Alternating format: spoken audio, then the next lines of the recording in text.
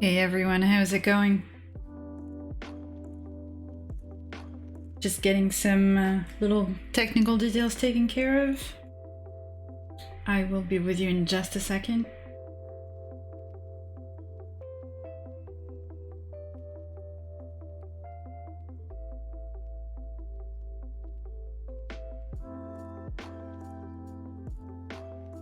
Hope you enjoy the music.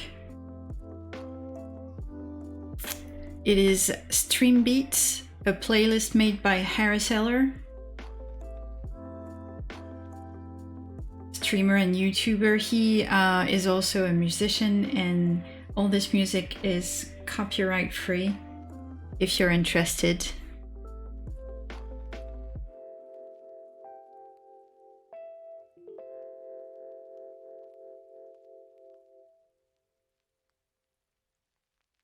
Okay, hi everybody. I'm just gonna, working on the lighting just a little bit here. Looking good. All right. We're gonna disable that preview. That way all I look at is the camera. How is everyone? Welcome, welcome. We are doing day 3 of comic school today. Create with me. We're talking about the awesome class free on the internet taught by Gail Simone, the legend. And she has devised this course in 5 days specific. She gives the class and some assignments and homework. All the links are in the description if you want to follow, her on Twitter. If you want to go to the Discord, they have a Discord, which is pretty awesome.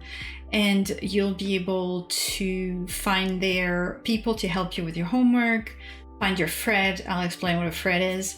And they have also PDF versions of all the thread of each day of the class, because she did the class on Twitter, and as everybody know, it's hard to follow the whole thread and not miss something or get answers at the same time. Or anyway, it was a mess on Twitter. They made PDFs, and that's what we're using today. And we're gonna do this very nicely. I'm just gonna turn off the music, I think, for now, so that it's just me. Unless you guys want me to keep it, which I can. Just let me know in chat. Music the music.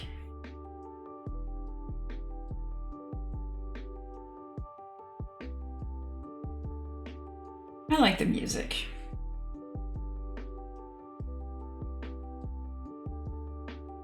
It's a little loud for me, but why not? Right. I'll pause the music for now. Or not. Let's keep it. But music means I have to keep the headsets. I have to be able to monitor. Anyway, so let's jump right into it, shall we? And we are on day 3. So I'm just going to give you a little rundown of what we did last week. Right, so last time what we did is that I'm going to switch here. And there we go. So last time what we did is, the first time what we did is we came up with 2 stories. 2 stories, characters, a whole thing. We chose a theme. So I rolled the dice and did it randomly. So I had 2 genre out of 6 genre, I think. Yeah, 6. There might be, 8 genres. And I got fantasy and romance. So the idea from there was to create 2 springboards, 2 different springboards with those genre. And a springboard, if I explain this correctly, the springboard is what you use to pitch your story. So it's like in cinema or TV, it's like an elevator pitch. You have to tell a story, a character, about your characters, about your plot, and what makes it, unique and worth pretty much publishing. So you're trying to get an editor to take on your story and have you write it. Sometimes it happens in a different way, is that the editor calls you when you're Gail Simone, let's face it. So when you're Gail Simone, sometimes the editor calls you and says, hey, we have this idea. It's like this fantasy, it's like this sci-fi thing or superhero thing, and their power is being invisible and blah blah blah. Okay. And so Gail Simone sits down, and every comics writer in the world does this. So they sit down, they think up very quickly. The turnaround of this has to be quick, and they pitch something. It's like one, two sentences, really quick, and you have to be really concise and super efficient. So Gail Simone gave us the homework, the assignment on day one was to create 2 springboards, 2 tweets. They had to be 2 stories in 1 tweet each. And then once you'd done that, so that was day one. Once you'd done that, your job was to show your springboards to anyone on the internet, a friend or someone from comic school in their Discord, which is what I did. And our Fred, and that person's called Fred. So the person reads the 2 springboards and says, right, I like number 1 or number 2 best. And you're gonna write your story on the one that I choose. So we got a Fred last time, and our Fred chose story number 2. Our story number 2, I'll remind you what it was, don't worry. And then after that, the 2 other homework that we had, assignments, was the first one was, and I'm going to show you where we're at here. The first one, was to find a Fred, which we did. And Fred chose our springboard number 3, because I wrote 3 springboards. But anyway, the springboard was, and I'll read it for you guys to, get back into it and follow it. The springboard was, as all shadow elves, Aramith lives under the veil, in secret from humans. Until that day, one of them stares at her right in the eye through the magical shield. Under penalty of death, it is forbidden to meddle with humans. But against all odds, Aramith acknowledges the woman. So that was the story that Fred chose. It is the story that we're going to work. And during this whole class, we're going to make a comic book that is 8 pages. And that's very short. Me, who's a fiction writer, that's really, really short. I'm sorry. Oh, yeah, cat in the throat. We say that in French. We have a cat in the throat. In any case, you have 8 pages, which for me as a fiction writer, that's really, really, really small. And yeah, we're gonna have to do this. And I'm a little nervous about it, because I feel like, can you really tell a story in 8 pages? Apparently you can. So, the second assignment on day 2 was to list your personal writer assets, meaning you list everything that you feel could be an asset that you have and others might not have. I listed a few, you can see them on the screen. I listed a few things, but to be fair, it made me nervous. That's the part that made me the most nervous. And then, so, I said a few things like I'm disciplined and I do write in scenes and they're pretty visual, so it helps me. I'm a sensitivity and a content and a line editor, so I'm a developmental editor. So,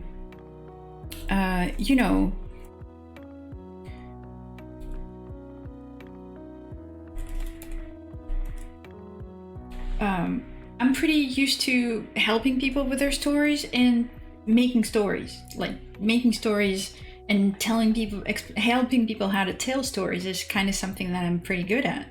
So, it helps. I'm good at focus. I plot everything. And it's true, I'm a plot junk. I'm a plot junkie. I plot everything. I'm a world builder. I do a lot of world building. I like to do research, and I feel like I have restraint in, I don't like splurge everything on the page. So yeah, and I'm good at endings and scenes and transitions and continuity, and definitely I know how to pack a punch. So that is what I thought was nice about me. Do I think that nobody else has those things? No. But it was hard for me to really decide, how to say things like that. It's it's me being shy or maybe being nervous or anxious. I don't know, but for sure, I felt like it was important to at least try. So I tried a little bit. Right now, so here's the story. We have two characters, Aramis and Cameron. Aramis is a shadow elf princess. She's a witch, she's a lesbian, and she's a woman. Cameron are non-binary. They're a non-binary lesbian, but they go by they, them. And apparently they have magic because they have magic because they've been able to see Aramis through the veil. So what happened is that Aramis and Cameron live in a world that's called Elvenor, and elves, shadow elves, and magical folks live in secrets from humans under the veil because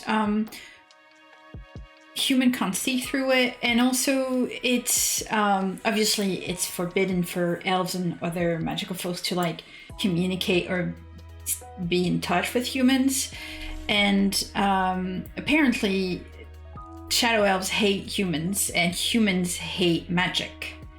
So the veil is something that happened centuries ago, and I think fresher generation in this world, they don't really know why it's there, or they think that on the human side, they probably think that, magic is a legend and elves and all of that, they don't exist anymore because they haven't seen them in ages. And elves just, are very strict about not taking part into the human world because humans are, fighting each other a lot, and they wanted elves and magic weaver, I suppose, to take a side, and they didn't want to. Also, so clearly humans are also, killing magical creature that live under the veil, and they can't manipulate it, or that they can't, they don't know they're killing magical creatures, but they're killing all sorts of creatures, and sentient people are, suffering a lot. Anyway, and they're, like I was saying, destroying sentient flora and sentient, fauna as they progress in time and evolve, and they fight themselves a lot. So, so here our conflict clearly is that what I went with was forbidden love, obviously, because I'm trying to stay in the romance and the fantasy thing. So definitely the fantasy world is there. We have magic, we have elves, we have magical creatures, and that could be dragons, it could be, you know, werewolves, it could be all sorts of things. And we have, you know, a bit of it's you know, it's a bit of David and Goliath story, and people love those stories because pretty much they're gonna fall in love, they're gonna meet, they're gonna fall in love, it's gonna be forbidden love, and they have to change something, they have to rebel, or they have to like fly, run away, or they have to, you know, they don't want to be heroes, but they are gonna have to be reluctant heroes. And you know, shadow elves are not exactly the most morally amazing people, I suppose. I mean, you know, they have their own ways, and humans are, you know, obviously not the greatest here either.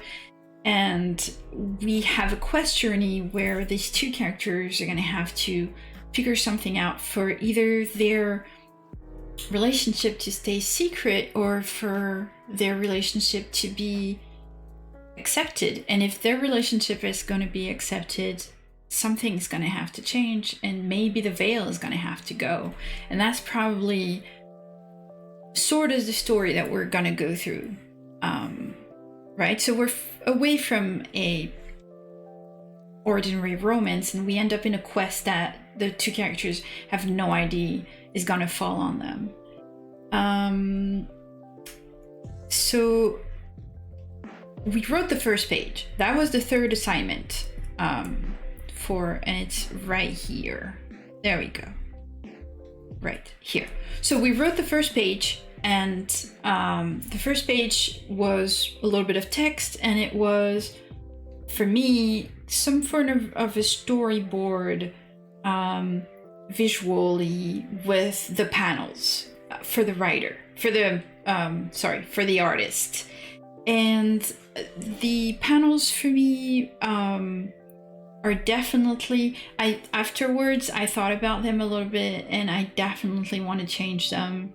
I think they need a little bit of editing, but you know, that's always the way things go. You start with something and it comes spontaneously, especially because I did it right here on the show, and it wasn't bad at all because I showed them to my friend, obviously, and Gail also saw it. She's been very supportive of the stream. She thinks it's really cool, which, you know, thanks.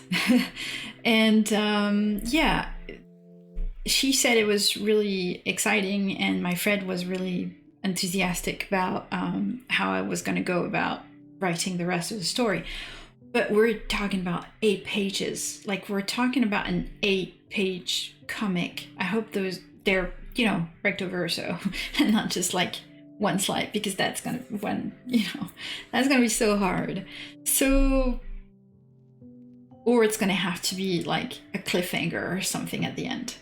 So, right, the first page is here. As you can see, I really wanted that first page to be a big impact, and I really wanted to put people like right in it. So it's that moment. My whole first page revolves around the look, like the moment they see each other and they realize that each of them is seeing right through the veil and looking at each other. So the first panel is pretty much Arameth, and she is riding her horse, and then she stops. It's winter, it's snowing. She stops by a small river, and she is watering her horse after after a long ride, and she's petting the horse, and suddenly there's a human that is there at the same river, and that human kneels down, and they're filling up their water skin, and they look up, and incredibly, like unexpectedly, they see her. They see Arameth, and Arameth's just shocked because she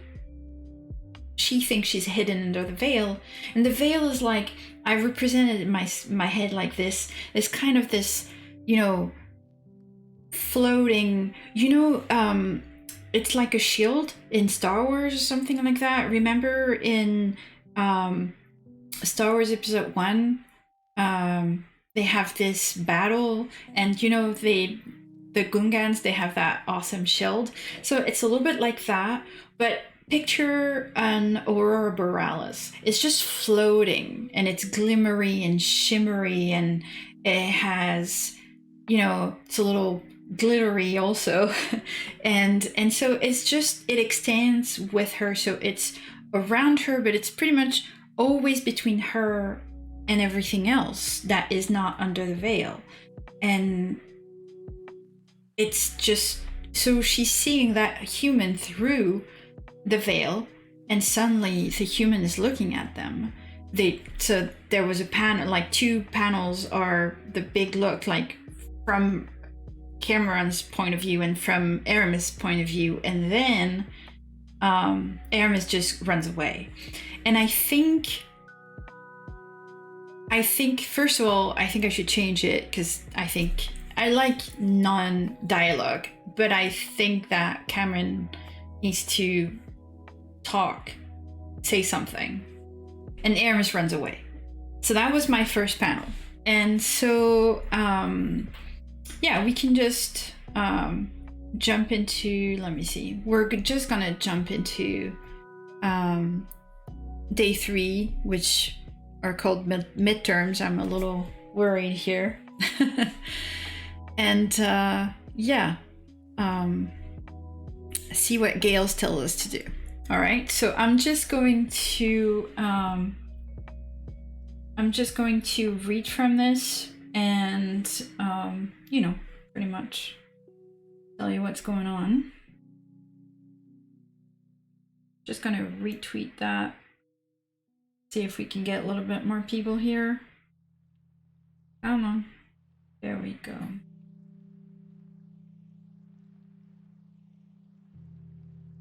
Okay.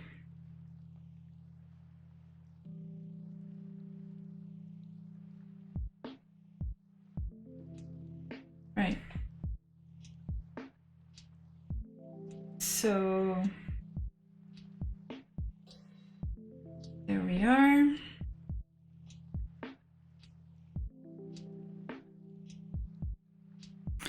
All right. So we're good. Sorry.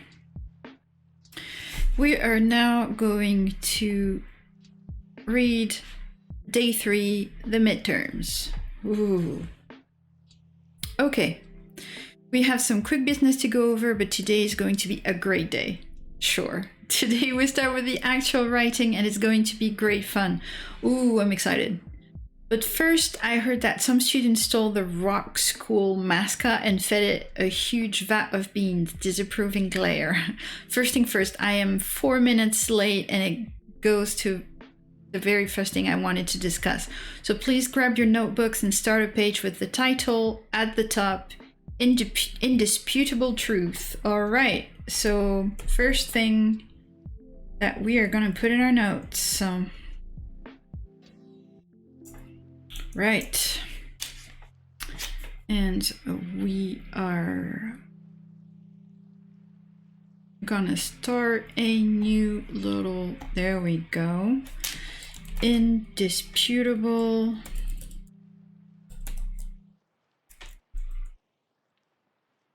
okay, indisputable truth. Okay, so it will be important. Do you remember what the first 3 universal tools were? I do remember. I remember because we wrote them here. Universal toolbox, focus. I'm just going to copy them again. That way we have them. Focus, passion, and craft. Sure. So we're going to add another one. No. Right. Here. Right. No, we just want them to be 1, 2, 3.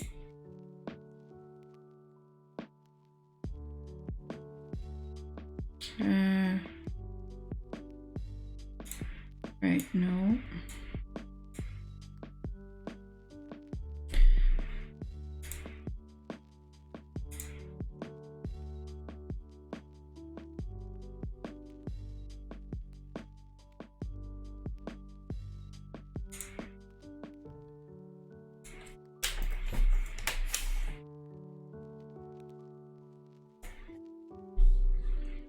Right. Okay, so we had focus, passion, craft. All right. So, into pupils' truth. So, do you remember what the first 3 universal tools were? Yes.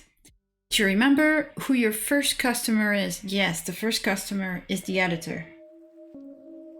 Do you remember the industry term for an elevator pitch? The first part of the pitching process. I explained it, so yes, we remember. I'll give you a moment. All 3 of these things are vital to know. Now, a lot of this stuff used to be taught by editors with new writers as they went along, but editors are overworked and rarely have the time to tutor anymore. For real. Remember, the goal here isn't just to write, but to actually have some knowledge to help you negotiate those waters.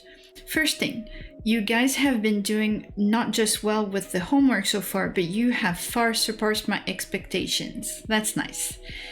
This isn't empty smoke. You brought some goods to the table and I'm impressed. I'm hearing from some of my friends and they are impressed too. You give us all hope that the next group of writers is going to bring some fire with them. Nothing in the world is going to make me happier than seeing some of you go on to print your own books or be printed by some publishers. It's pretty cool. All right, before we get to your first pages, there's one thing I want to cover just a little bit, and that is, remember when we put our excuses and fears in our roadblock box? I still have the box. I should go get it. Hold on.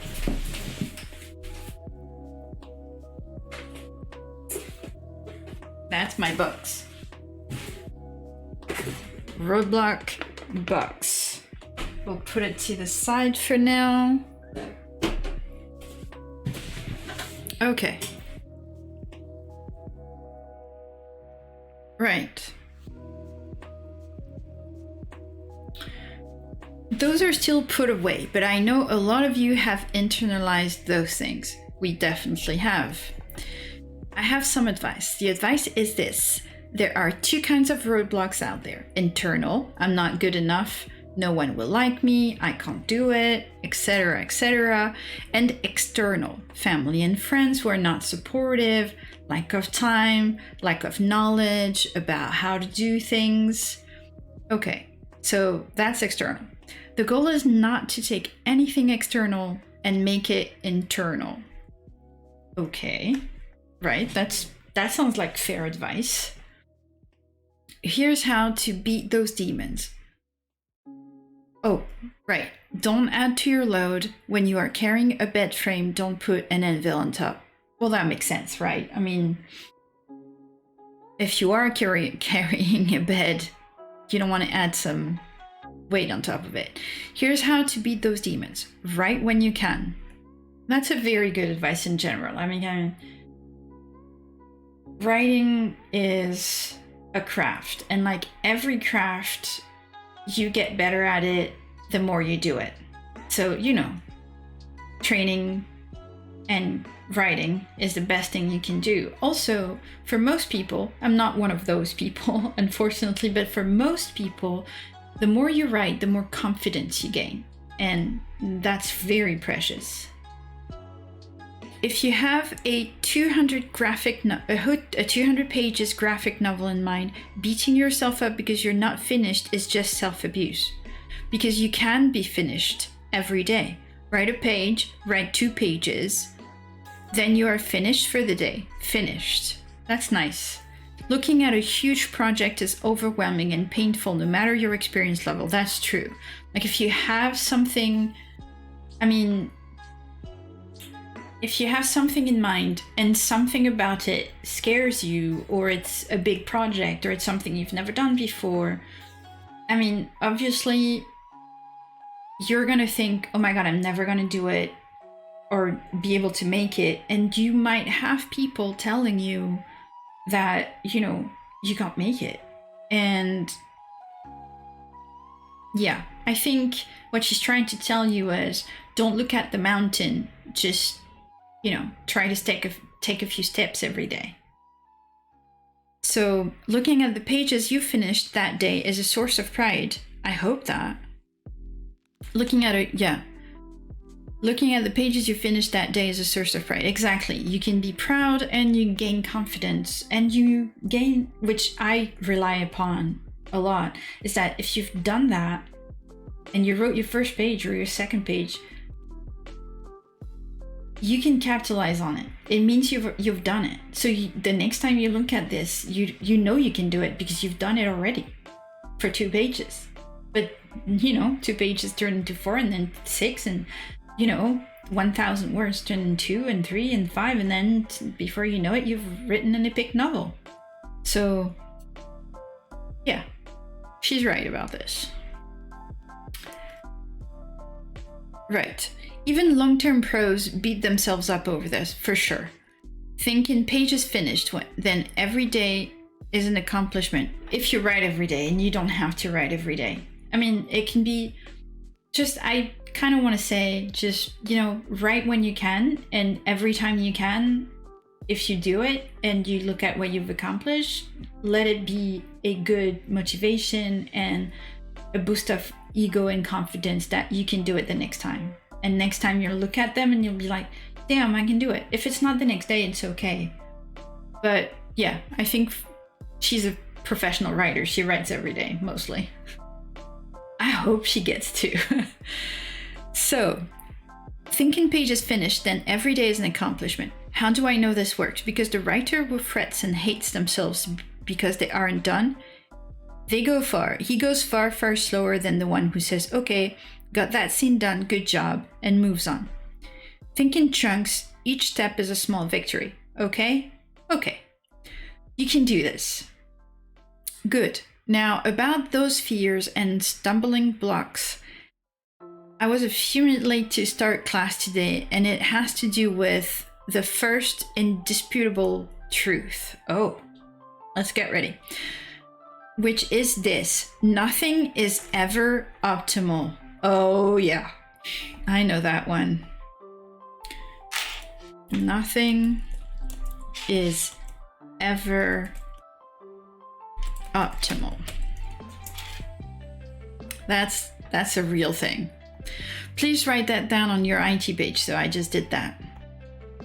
It means that maybe your partner isn't as supportive as they could be.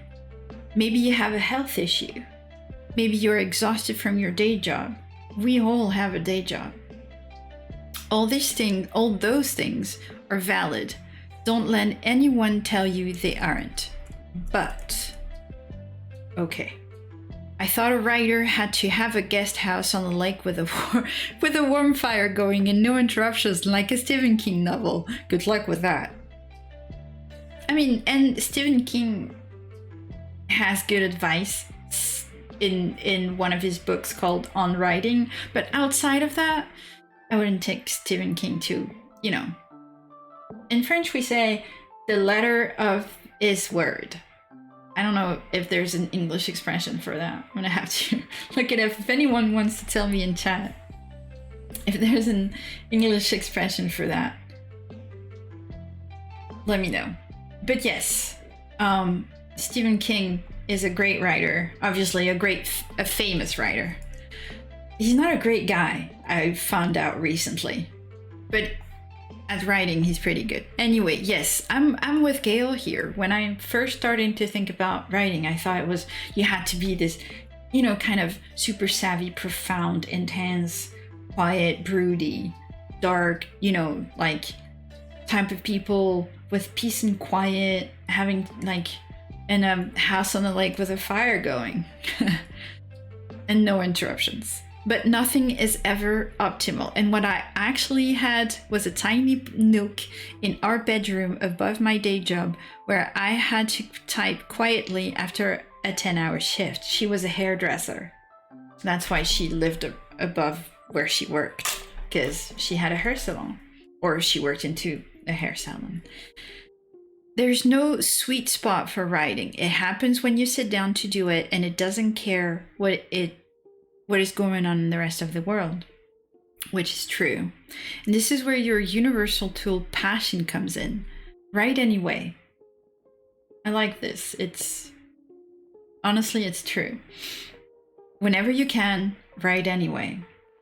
If you have a talent or a voice or a vision or some lovely combination of all three, you owe it to yourself to try. And you might be the exact voice that reaches someone who really needs it. Yes. Especially as a marginalized writer, I feel that very strongly. Because you can definitely reach someone who needs it in the QIA plus community, and yeah, and you have a message to put out there in the world. At least I have one. I have more than one. And yeah, you can definitely touch people in ways that you wouldn't expect. So she's right. If you have a talent or a voice or a vision or any combination of all three, you owe it to yourself to try. I think that's really good. And one last thing before we roll up our sleeves. The next of the indisputable truth list. Okay, let's write it down. You define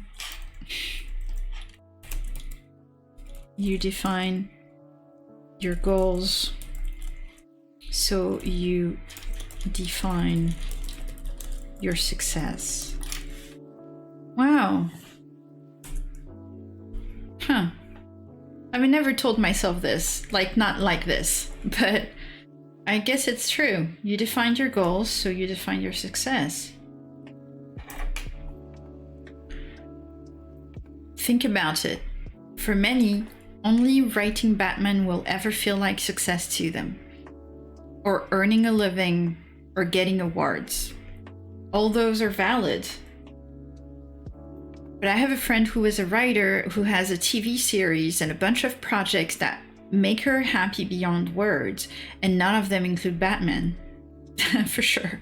If your goal is to make a slice of life autobiography mini comic and you do it, that is absolutely success. And success tends to breed opportunity. Opportunity breeds more success. It's a happy path. You just have to follow it. That's a nice thought. I hope she's right. All my inner demons are telling me, yeah, for you, maybe. You know, for her, maybe, but not for me. But you know what? Let's try to breed success. Okay, work time. That I can do. There's a lot to cover today. We have 1 exercise and 2 homework assignments, all related to actual writing of the actual story. Awesome. And this is where a lot of people can panic. Oh, that's the part that I like. I hope you're not panicking. Right, but let's look at a different way. Indulge me for a moment. For some, that chair in the blank screen are an electric chair for the condemned, and they dread it. Yeah, I absolutely understand that. And actually, I've been talking about it with my friend Lola Keeley, and it's in my series. It's in the playlist called Queer Creators. And we do it every Thursday at 7 p.m. GMT, so that's I think, yeah, that's 2 p.m. EST. And yeah, we talk about writing.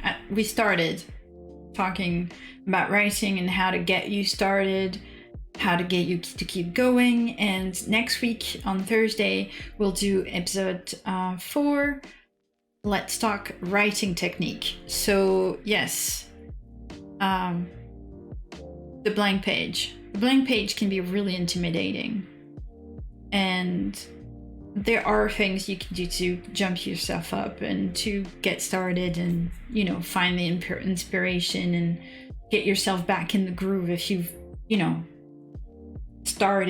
written out something and then you're like, well, how do I get momentum? There are ways. So, but what if it's not that at all? Think about it. What if that chair is the Batmobile, or a command chair for the Gundam, or the pilot cockpit of an X-Wing? Or what if it's the time machine where you can go and relive a bit of your life where you had regret and wish you had done something differently?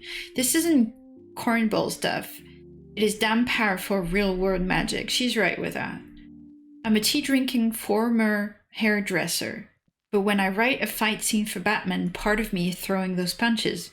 For sure. I feel that. That's what that chair is. That's what that blank page is.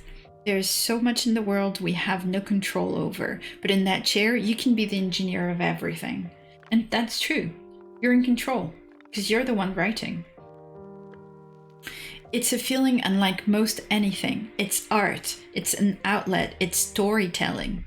Storytelling is the best thing. It's so fun and so exhilarating and so exciting. And if you've read a good book, you know the feeling of eating it up, so good it is. Well, when you're the one writing it, it's that same kind of feeling, except it comes out of you. And that's pretty great. I really like that feeling. I really enjoy it. It's a feeling unlike most anything, yes. It's a tradition that has gone on since before written history. Don't be afraid of the page, make the page afraid of you. Yeah, I guess that's true. You can do that, especially if you're writing, fighting stuff, like Batman, or superheroes, or Captain Marvel, or Wonder Woman, in the case of Gail Simone. Now we're going to talk about the craft. This is not the pie-in-the-sky creative rah-rah thing, okay? Here are your pliers and wrenches. Talent, you are mostly given. Craft, you can learn. That's very true. You can be talented, but honestly, if you don't develop your craft, you won't do much of it. You won't do much of anything without talent. And this includes our first exercise of the day. Okay, we started a thread under the hashtag first page for yesterday for day 2's homework assignment. If you can, it's great if your first page, to put your first page on that thread. So I did that. I put it on the thread. Oh no, I didn't put it on the thread. I put it on the hashtag at least. And I sent it to my thread. Then I want you to read at least 5 entries on that thread. Okay, so let me check here. Let's see if we can go to Twitter. Right. Okay. So we are on my Twitter here. Oh, cool. All right, and we're gonna look for first page.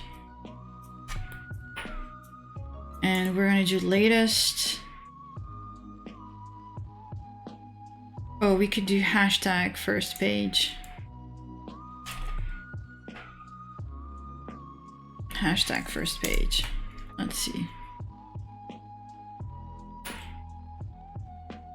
Right, let's do hashtag comic school.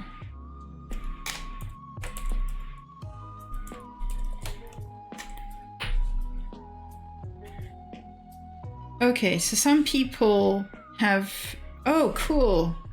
First page draft is finished. All right, so we have some first pages. Okay, that's cool. All right, let's start from the top. Okay, so Onion for day 2's homework, part 1 at least. Right, so that's the rewrite of their first page. Okay, 1. Panel 1, a street view of a large coffee shop was built into an old house looking out of place on the end of a street corner. Okay, people are crossing the street, some are heading inside. A sign out front. You know what? I'm just gonna put this here. Ooh, it hurts my ears. Right. So people are crossing the street, some are heading inside. The sign out front is a white lightning bolt shaped steam coming off a coffee shop on electric blue background reading Zap Bruce. Well, that's... And it says caption midday Wednesday. Panel 2, close-up of set of hands preparing a coffee with a decorative design and adding extra whipped cream on the top of it to look like a cat sitting in the cup. Okay. 2, barista, 1 coffee with extra whipped cream coming up. Panel 3, looking over the barista's shoulder. On this panel, we reveal a lovely non-binary person. Oh, cool. With long, luscious hair and a pink button-up shirt with sheer details on the upper chest and white shorts with long boots. They gleefully take the coffee from the barista, the guy, him, and hands him the cash. Mysterious end by, that me, thanks, here Stan, keep the rest as a tip, bye. Panel 4, a look at the barista behind the counter, revealing a scruffy but small man with large sideburns and loose tousled brown hair and dark eyeliner. He wears an electric blue plaid shirt and an apron over on top of it. His name tags reads Ed. He is looking down at the register. Small panel within a panel shows this. His eyes looking stressed out. Ed internally captioned, who is that person? Panel 5, a few moment where he wipes the sweat off his brow, facing away from the door where the Inbai is walking out in silhouette far off the background. Caption, internal dialogue continued, not just another day it seems. Panel 6, wide shot of the Inbai heading out the door to the left and Ed to the right. And in the center, the title reads in the distance apart, The Magic and the Mundane. Oh, that's nice. All right, we're gonna like this. Okay, close this one. Let's look another one. Okay, time for a comic school update. First page draft is now apparently writing a cute gay yokai romance. That is so cool. Like, seriously, lots of gay people doing this. And, you know, LGBTQ people is what I mean. Right, okay, so Springboard. Kappa is a yokai demon, okay, living in a shared house with other demons like him. In the daytime, he dons a human form and works as a swimming instructor where he meets people he really likes. Their share house has one rule, though, no humans, but rules can be bent, right? Page 1, panel 1. Setting, a public pool. There's a swim class going on. The main character, Kiori, the swim instructor, is teaching a group of kids and an adult, Rona, all of whom are wearing pool floaties. The children look excited, Rona embarrassed. Some moms are sitting by the side of the pool observing their kids. Narrator, Kiori, I met my boyfriend at work. He was the only adult enrolled in the kids class. Narrator, Kiori, said he couldn't swim. I thought he was cute. Panel 2. Kiori and Rona Panel 2, Kira and Rona, of them taking a selfie together. They're posing outside a popsicle shop in summer gear, tank tops, and beach shorts. Rona is holding the phone to take the picture, and is grinning. Curie has 2 cucumber popsicle in his hand. Note, in Japanese mythology, Kappa ate cucumbers, and they are used to worship them. Okay.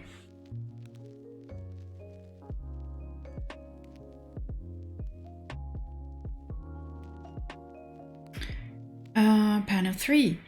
Rona pouring water on Curie's head. Rona has a bemused look on his face while Curie looks panicked. Note, Kappa are also said to have the bowl-shaped indentation at the top of their heads that they have to keep wet at all times, otherwise they may die. They are water spirits. Oh, I didn't know that. Okay. Narrator Kiori, he thinks the things I do are odd sometimes. Kiori, it's so dry out, I think I'm gonna die. Rona, you're such a drama queen. Narrator, I would too if I were human. Kiori, but I'm not. Okay, well this is cute. Alright. Let's look at the next one. Let's find a lady. Navid. Blockhead. That's kind of funny. TJ Tag. Stay home. Let's do house. Warren Belfield, no. Andy Kaufman. Okay, that's a girl, I think. Right. Fairy Dust. At Zephyr on Twitter, Zephyr on DeviantArt. Cool. Page 1. Splash page with second inset panel making up lower 1/3 of the page. You can tell already that person is an artist because they speak comics for artists, and I really don't. So. Uh-oh.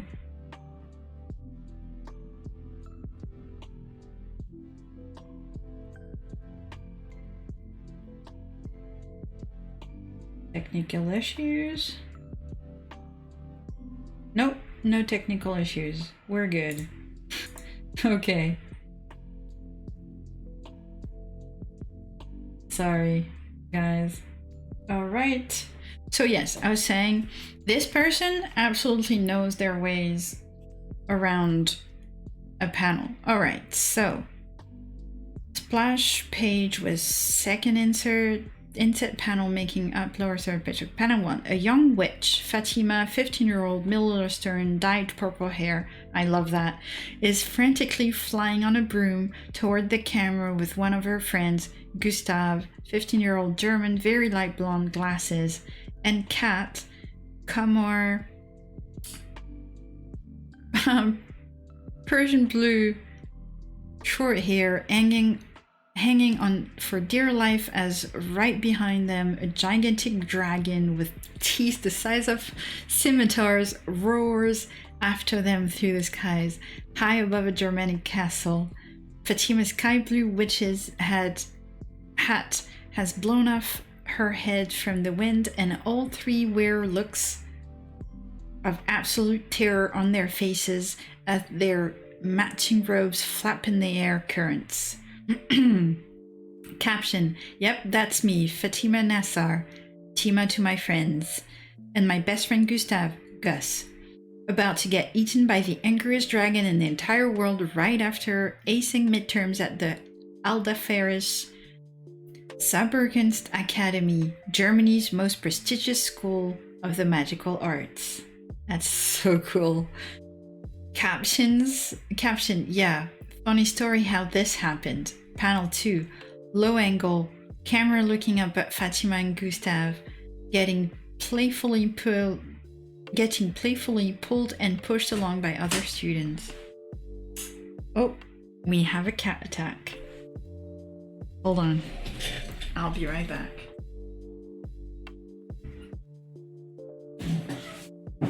Here we go. We can't do a live stream without without saying hi to Osiris.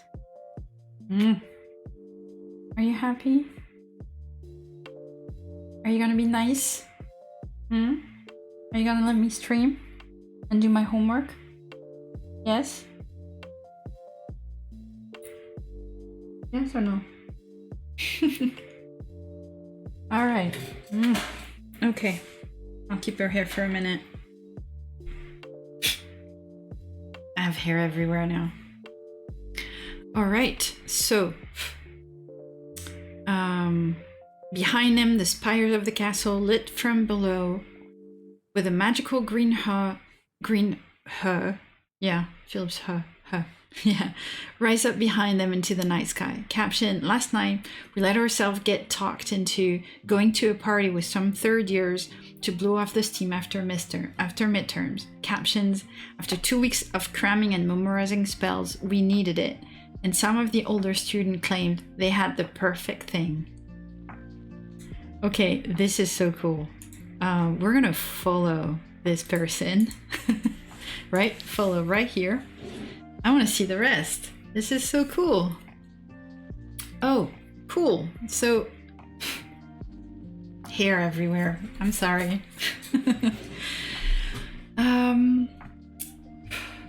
Running way behind. The first page. Okay, Isabel Brain.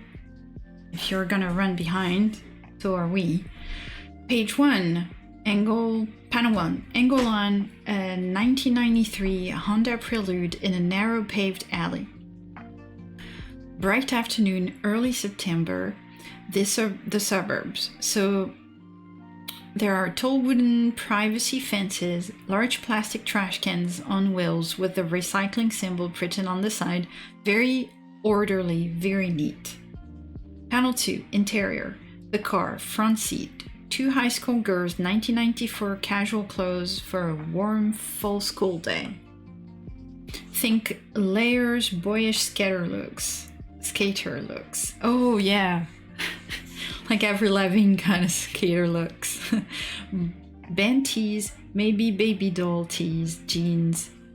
Not clueless type fashion icons. They're probably listening to Pornophopyrus or Breeders. Kelly, the driver, is turning around her focus on one of the girls in the back seat. She's wide-eyed and happy, playing up for effect, but definitely excited. In the passenger seat in Darby, wearing cat-framed eyeglasses.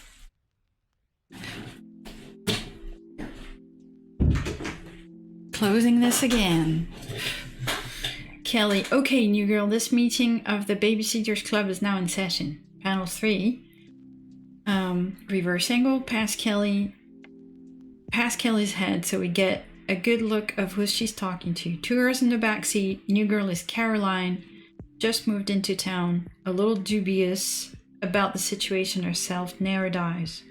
Amanda, the girl next to Caroline, smirks, giving her a little side eye. Caroline, I don't see any babies and we're definitely not sitting on them. Kelly, yeah, come on. Panel 4. Exterior, Kelly and Caroline in the foreground, getting out of the car. Darby and Amanda are getting out of the side in the background. Kelly, we have to, go get the babies, Caroline. They don't come to us. Panel 5. Exterior, all the girls are out of the car now. Kelly has her arms around Caroline's shoulders. The other girls flank them. Amanda, Kelly's not kidding, really. We kind of are like the Babysitters Club. Kelly, only instead of baby, it's more like, oh, stuff. Okay. Panel 6, close on Kelly and Caroline. Kelly is enjoying her little moment. Caroline is at the moment where bemusement becomes realization. I'm missing something here. Kelly, and instead of sitting, we mean stealing. Oh. Okay. Right. Why not?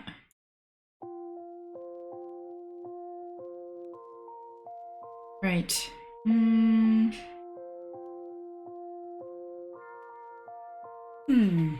we do one more? Let's find...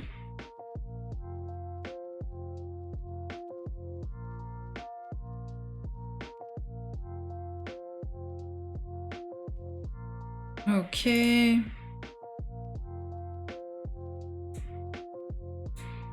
Not too excited.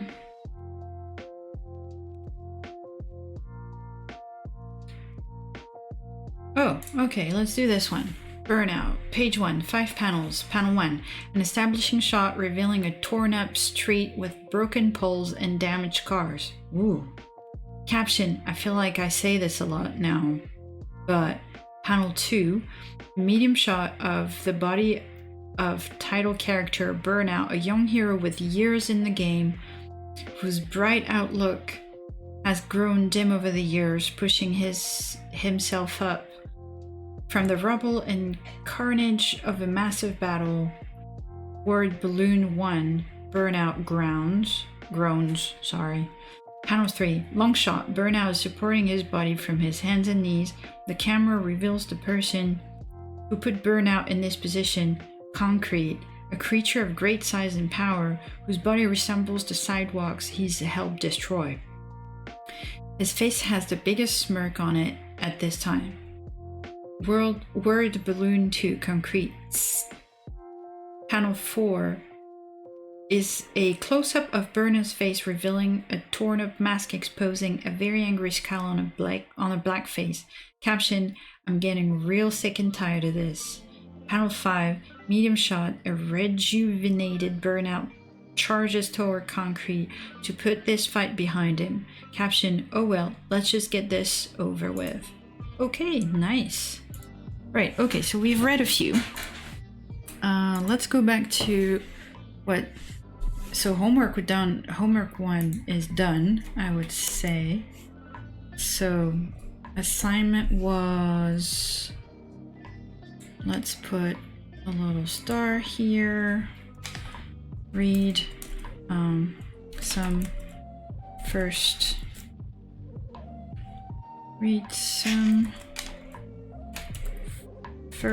page entries. We done that. Okay, so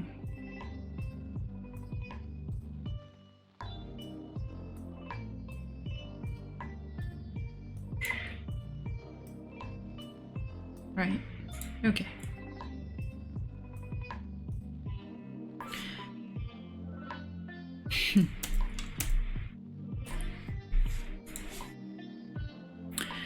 All right, so we started a thread under the hashtag. Just if you can, it's great if you put your first page on that. So I've done that. Then I want you to read at least 5 entries on that thread after class. We did it during class, but we did it. I will ask you to refrain from criticism. Everyone wrote their first page with no guidance intentionally. You can say something positive to the poster if you like, but read 5 and ask if they make you want to read further. Ask yourself, I suppose. And yes, I mean, at least the story with Fatima, definitely. That is the goal of the first page. So after you read the first 5 pages by other people, I like the coffee shop one with the in-buy guy and the barista.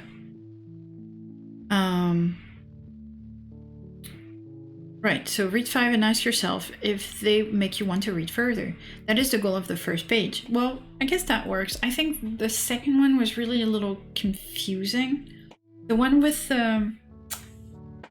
I like the manga one with the Japanese demon and, you know, doing the swimming lesson. That was cute, but okay, so after you write the first 5 pages by other people, and after this class, I'm going to ask you as part 1 of your homework to revise your first page. You know what? That's a good idea. I've been wanting to change a few things, and I can tell already that we could be more impactful, especially if we have 8 pages only. Even if you think it's perfect, I don't. Do a revision, small or significant, with what you have learned. Okay, got it? Here are some facts to consider. Arguably, the first page is the most important page of your story. That makes sense because it's the hook. It's the opening. If you don't hook the person up on the first page, nobody will read it. It is certainly the one that must be constructed the most carefully. Guys, this is the page that determines if someone turns the page or closes the cover. Yeah, it's vital. I just realized comic school doesn't have a school song. Thus we can't have a heartwarming scene of us singing together in the gym. Oof. But enough distraction. How many times have you started a book and said, this isn't grabbing me, and put it down? Well, I'm kind of famous for, I don't know about you guys, but I'm kind of famous for like pushing on. But yeah, I've read 100 million fan fiction that I've not read, that I've just opened the first page, read the first 2 paragraphs and thought, yep, nope, and I just noped right out of it. So how many movies have you started on Netflix and turned off after 10 minutes? Seriously, not that many because I don't have the time. But yeah, I am very, like, it's, I don't know about you, but I become just more difficult with what pushes me to press play. Which in turns, you know, makes it rarer for me to close the movie or the book or the story. But yes, totally get her point.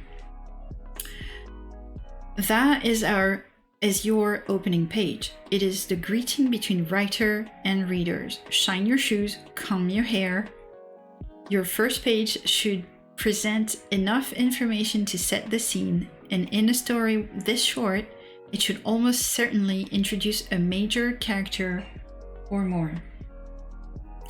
Did your first page tell us where it takes place and with who? When I read scripts by new writers and sometimes long-term prose, a few things frustrate me every time. No panels establishing location. Characters are not named. Let's look at both. First, an establishing shot. Most stories need one. So in my story, my establishing shot is definitely the look, right?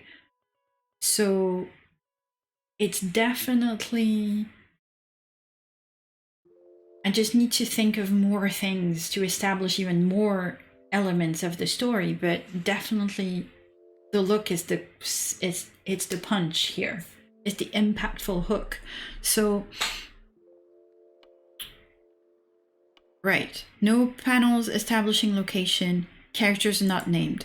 All right, so let's look at both. First, an establishing shot. Most stories need one. I have one. Which leads to my next indisputable truth for the list. Please write it down. Nothing is wrong if it works. That's a good one. Nothing is wrong if it works. That is very true. That is very, very true.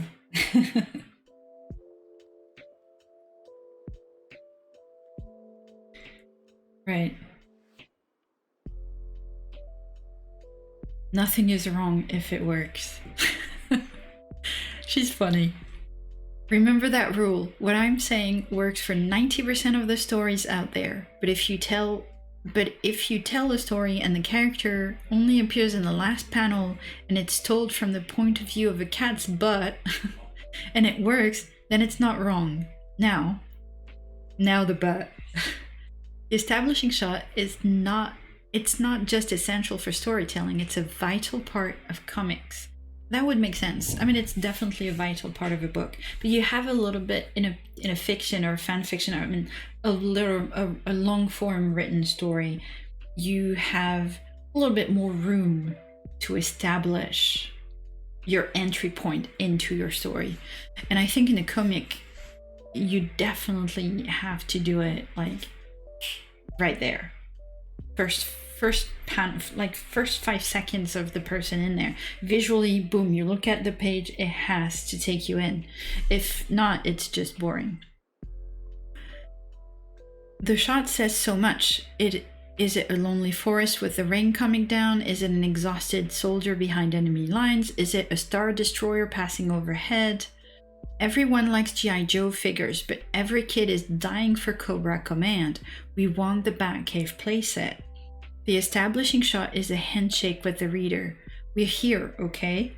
That's cool. When you play D&D, the first thing they do is tell you where you are. And also, don't be afraid to ask for a mood in this shot. It's okay to ask for a lonely tree or an angry desert or a hateful steamship. The artist will have that in mind when drawing and comes out of the page. It lends depth. But the best thing is, it's a cheat code.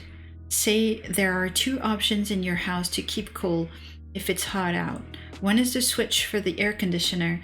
The other is a hand fan you have to keep waving forever. The establishing shot is the switch. You turn it on and forget it, which is pretty cool. Done well, it stays in the reader's mind. If the first shot is an Arctic compound and you plant that seed on the first page, you don't have to keep referring to it. You don't have to keep showing your GPS. That makes sense. Which leads to our next indisputable truth.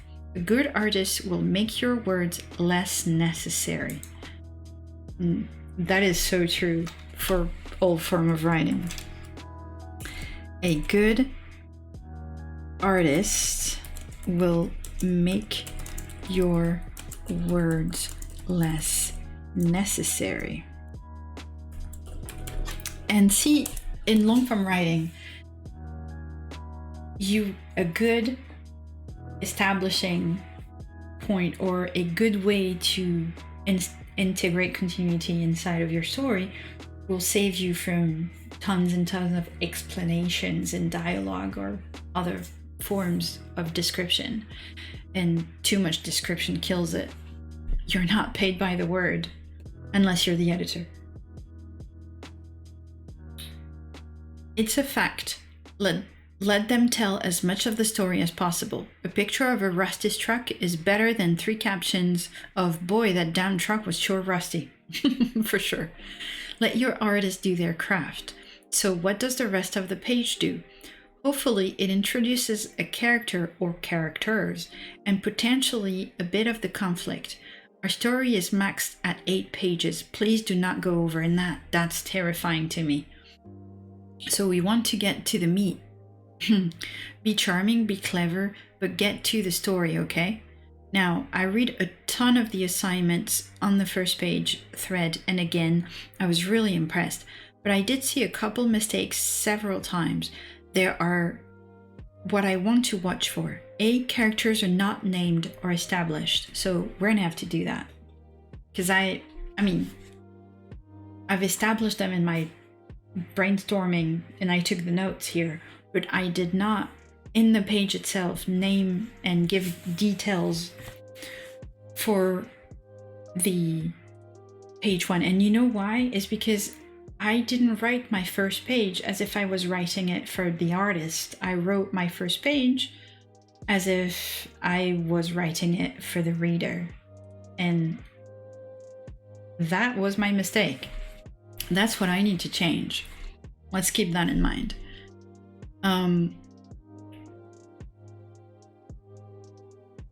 Characters are not named or established. This is where your craft comes in. When you don't name your characters or explain what kind of person they are, you are making the job difficult for the artist and impossible for the reader. Makes sense. So when you make your revision, add a little character description. Bit players just need a look. Antagonists need more. This leads to another indisputable truth. No one knows what you intended if it's not on the page. Oh, see? Told you. That was my mistake. No one knows what you intended if it's not on the page.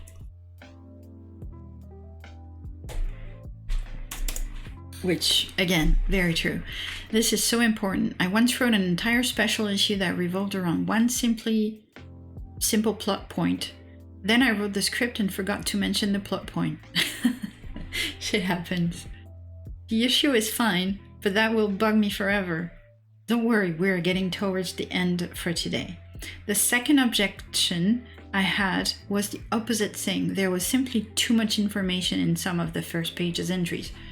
That would make sense. It was not my case. I really tried to keep it super simple because I was thinking in terms of drawings, but yeah, I did it backwards. Some had a lot of information that was a bit too much to process immediately. Think of it as Tetris. Have you ever played and made some mistakes up front and left holes that you can't fill, and pretty soon there's no room for more blocks, but they still fall and you lose? Yeah, pretty much. That is what making a page too busy is. Everyone loses. Here are the basic guidelines that have been in place for a long time. Again, nothing is wrong if it works, but use these are guidelines. Right, so we're gonna add a little bit of more things here. No, right, and we are gonna say basic guidelines. Sorry.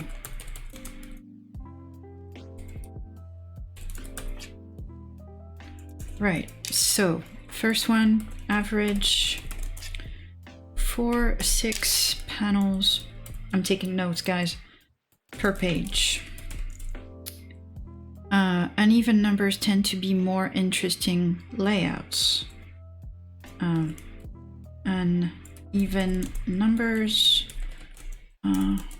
make for more interesting layouts. 35 words per panel max. Less is better.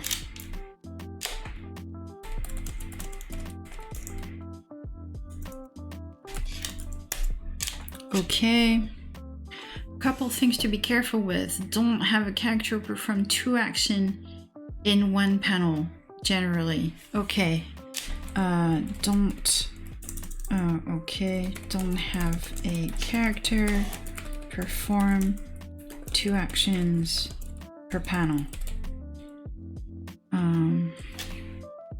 The artist can draw a character rising from the grave and biting someone.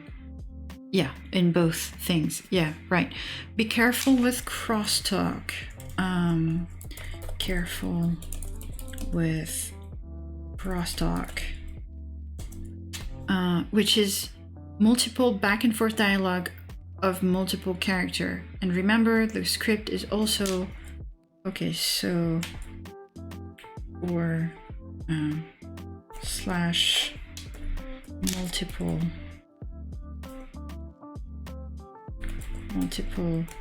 dialogue between multiple characters. Okay. Okay. Script. The script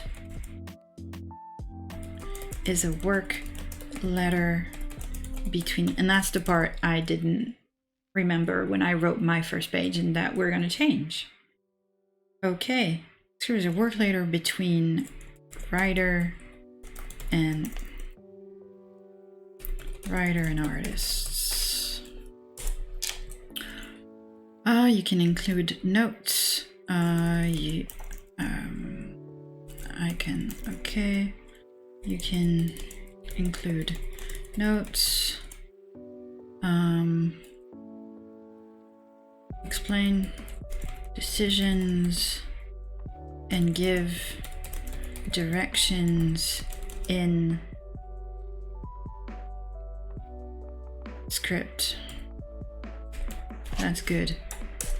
Okay, what else do we want to do? Okay, that was something we need more of from the first page of sample. Tell the artist what you are hoping for. Okay, I start every script with a new artist with 2 questions. Start every script with a new artist with 2 questions. Question 1. What do you like to draw?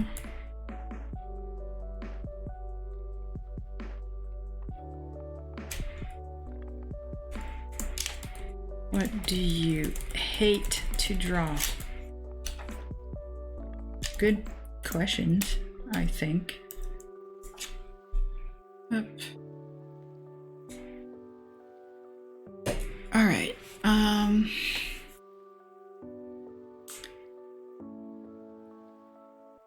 I know for a fact Nicole Scott hates drawing cars and technology. She can do it, but it's drudgery. So I write other things. Make sense? Okay, we are winding down for today. Good. That way I can start working. Remember this indisputable truth and write it down, please.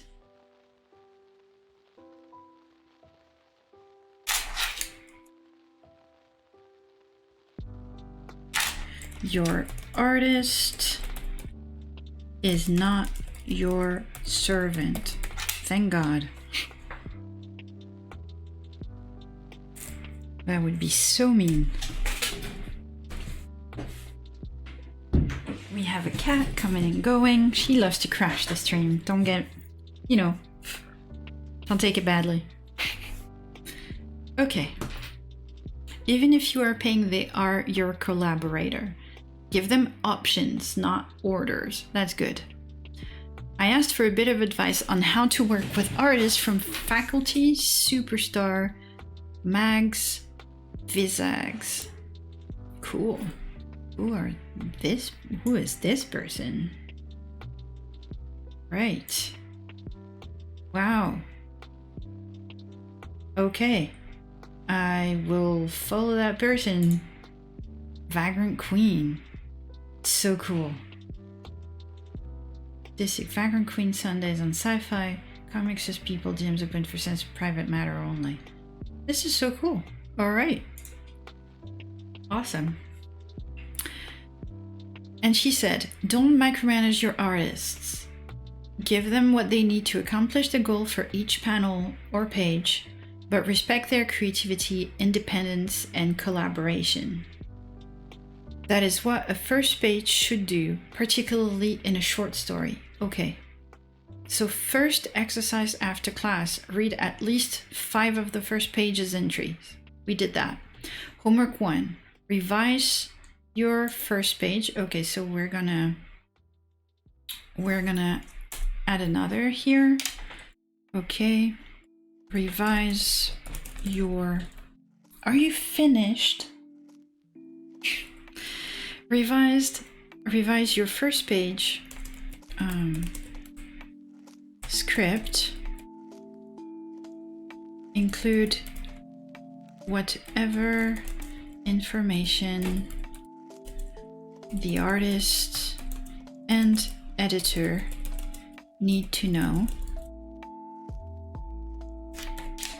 Be nice to Fred. That's cute. Okay. Now, on your Universal Tools page, write the next 2 tools, please. Right here, they are talent and style. We covered this a little today, more tomorrow. Think of Universal Tools as D&D stats. Really? Girl? Let's close the door again. Sorry about that. I don't know you guys, but I need a haircut. So, my hair is funky on the back. It's because I need my undercut refreshed. Yes, sweetheart, I'm here. Okay. Think of the Universal Tools as D&D stats. You have all of these. You just have them in different amounts, and that is okay. That's kind of funny. I kind of like that way of thinking about it. It's really... Yes. Come on. Here she goes. Again. At me, I'm famous. This is her. Mm-hmm. Oh yeah. She's purring it. Can you guys hear? A little purring for you. Okay, now I'm gonna write. Yes. And you're just gonna settle down. So you're putting hair everywhere. Okay. I'll give you a little bit of room. There you go. Just be nice now. Okay. Right, D&D stats. I kind of like that. That metaphor. It's kind of fun. Right. There's just one more. We will reveal it on the last day of class. Okay, so we're just missing one. And your final homework assignment of the day, including your revised first page, write the first half of your story. Remember, maximum 8 pages and minimum is 5. So total today is between 2.5 and 4 pages. Please don't go beyond that. That's it, students. I'm very proud of you. Thank you. We had close to 250,000 impressions on the first day one tweet. Oh my god. 250,000 impressions on day one tweet alone. Day 2 was like 150,000 already. That's insane. People are watching you and you had the courage to participate. That's kind of cool. You are doing it. As always, the great Jess Neon. And I am not gonna lie, I'm gonna show him right there because Jess Neon. Oh, what the hell? Got there. Okay, account suspended. Well, reality is Jess Neon, and I don't know why, is my friend. So that's pretty nice of him. And we'll definitely be sending his I'll copy his first impressions when, you know, I DM him on Discord to tell him about my page. Has set up a Discord chat. I will hang out and answer questions for a little bit. Please feel free to share your work with each other. Remember, script format is up to you, but commonly it will be something like the following tweet. Page 3, 5 panel page. First panel is an establishing shot. Panel 1, a lagoon. We see an actress in a white bathing suit swimming. This is Anne. She has a camera crew watching her 1930 tech. Caption: the Paradise Studios backlot. Oh, caption. Right, so what's written? Director: more smiles, Anne. Just make it readable and I will be happy. Go team go, class dismiss. Awesome. Okay, so this is over, right? Okay, we have a little helper. All right, so all right, we're gonna keep this here just to have a bit of an explanation. And so what did she say? The assignment is including write the first half of your story. Okay, write the first half of your story. So between 2.5 and 4 pages. Okay, no pressure. All right. How long have I been on for now? 19 minutes already, huh? Okay, so here's what we'll do. We will revise our, I'll do the revise first page of the script right now with you guys. And then I'll do another shorter live tomorrow to write the half live with you guys. I think that's a good idea.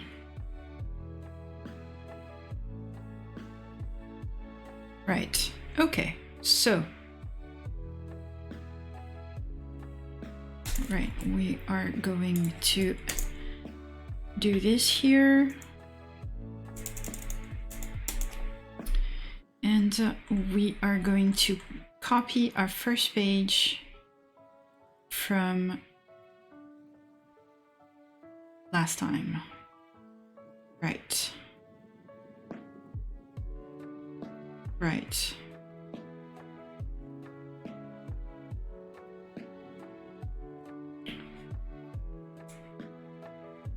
Command V. Okay.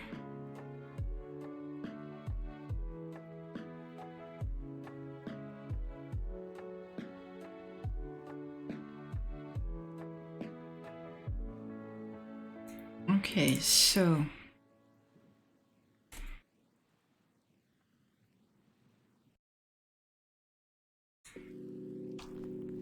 right, we are going to, so I'm gonna open this a second time right here so you guys can see Google Docs. No, wrong Google Docs.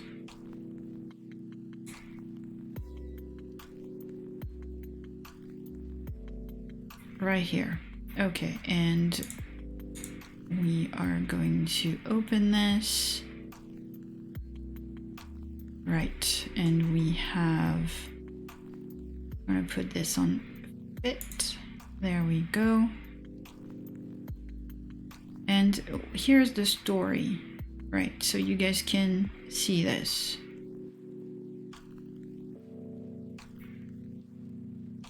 Okay, good. I think it's readable.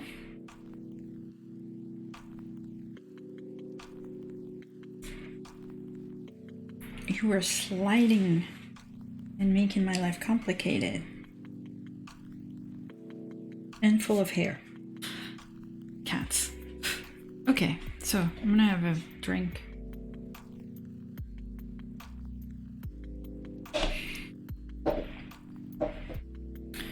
Right, so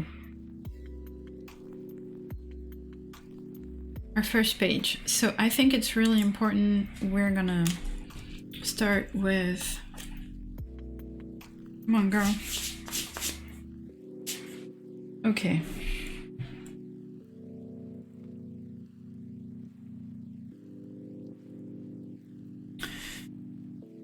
All right, we're gonna start with the story. So the idea here is that I want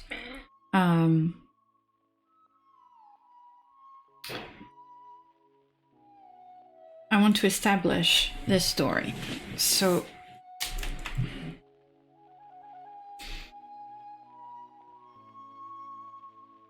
right. So I do like panel one. Panel one, it's snowing on Ilvanor.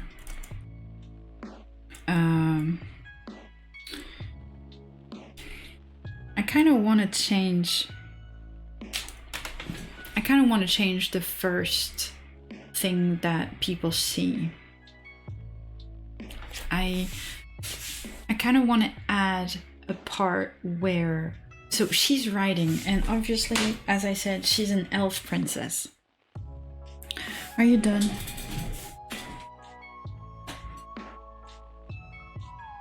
So she's an elf princess. Obviously, she needs to be allowed to go out on her own, and she's allowed to do that because she's not far.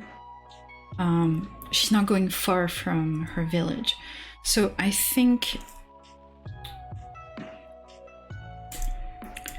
in panel 1 we see so Aramis,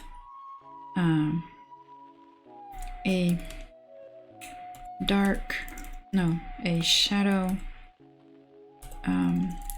Aramis, okay, no, we see Aramis,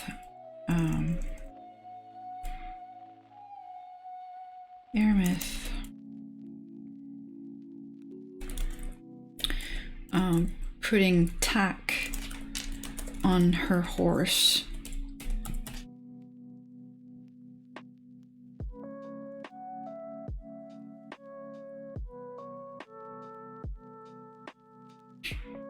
Right, so we see Aramis, a beautiful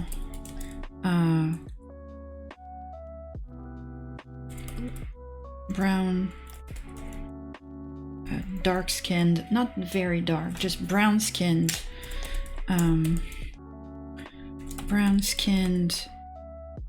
dark hair,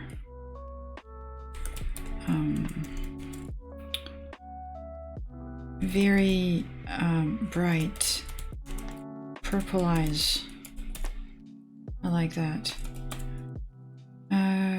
We see Aramis, dark hair, dark-haired, no, hair, dark hair, brown skin, dark-haired,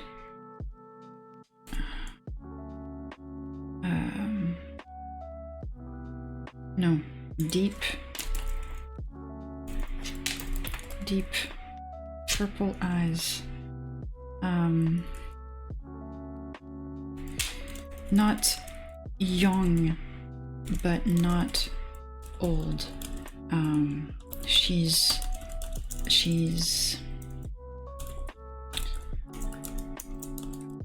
an immortal shadow elf.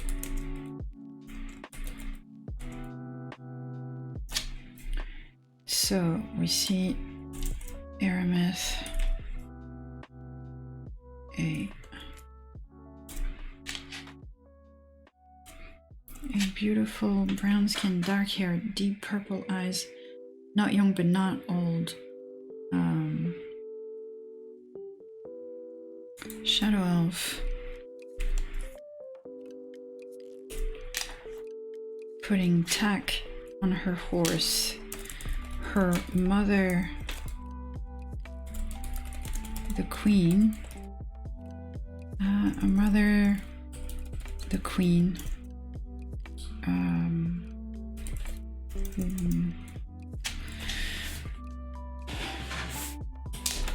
dark-haired, deep purple eyes, not young but not old,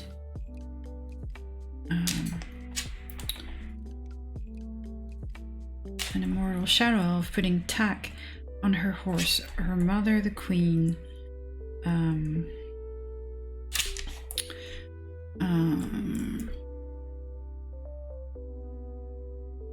so her mother, the queen,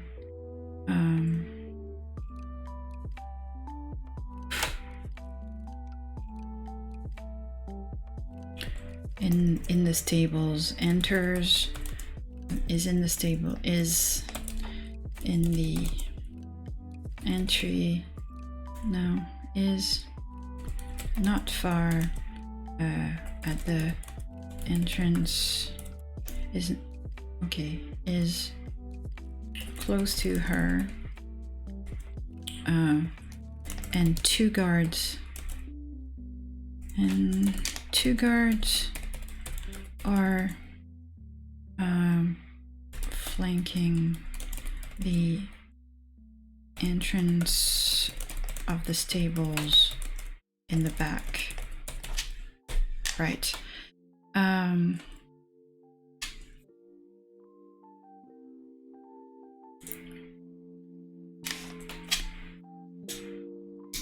Right. is close to her and 2 guards are flanking the right. Caption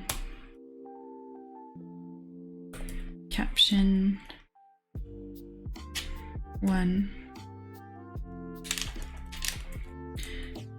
You know, caption 1, the well, it's not a caption, it's a bubble, I suppose. Caption 1, the Queen says,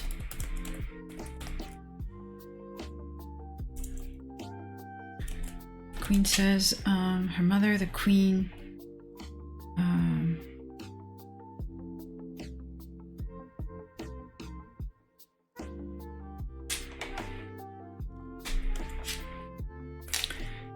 Regal and Regal, older, fairer of skin,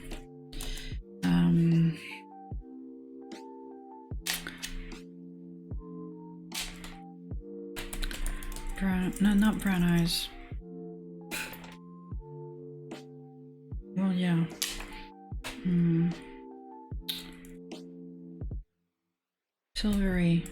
Silvery eyes.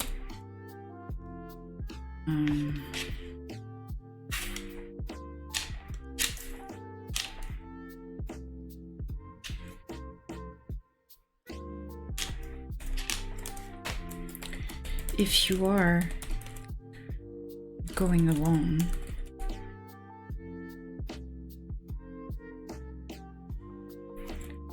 if you are to ride alone, do not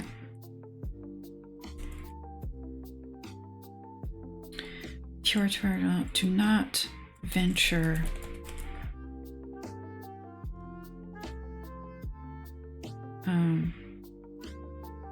past the river. The humans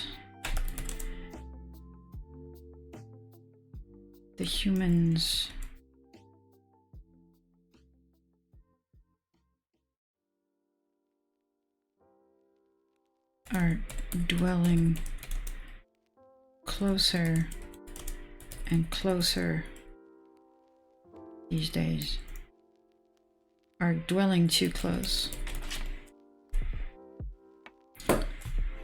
Right.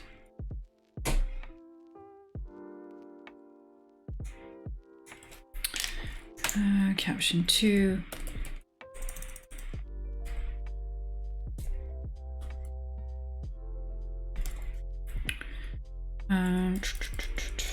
Aramis. I need to think of a name for the Queen so the Queen can wait. Aramis says, I'm a witch, mother. I can extend the veil with me. The veil extends with me. Veil extends with me wherever I go.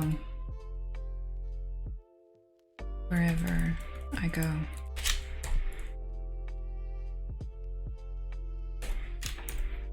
Right, so, and I think so we don't see it yet.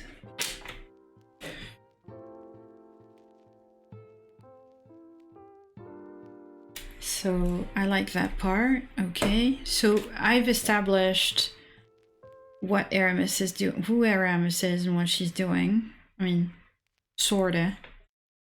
Right. So now we're gonna do panel 2. Panel 2.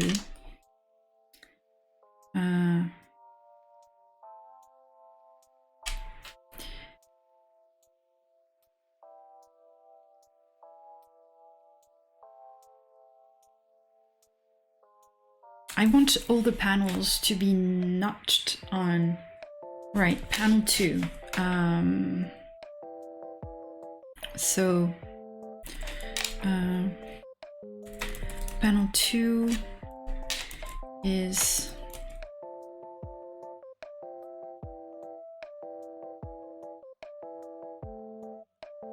a huge panel 2 is the whole page. Panel 2's illustration takes the whole page. The whole page.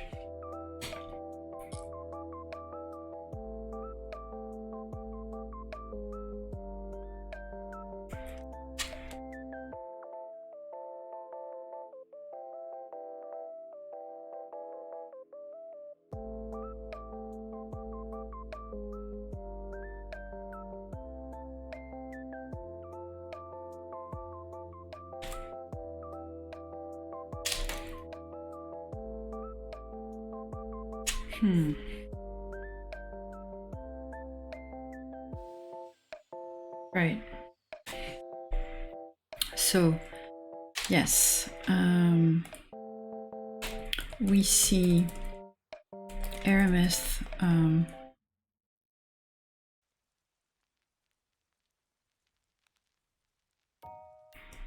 the ground, standing on the ground. Okay, standing on the ground next to her horse that she is watering in the river.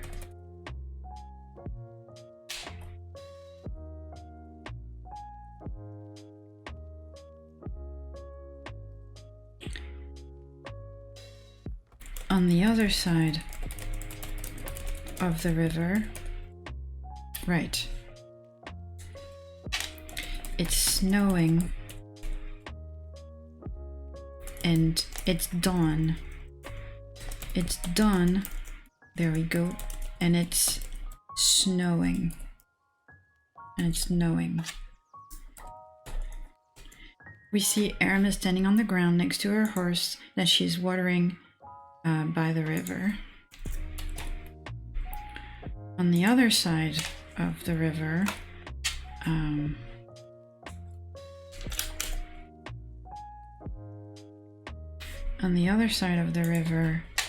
we see Cameron, the non-binary human. We see Cameron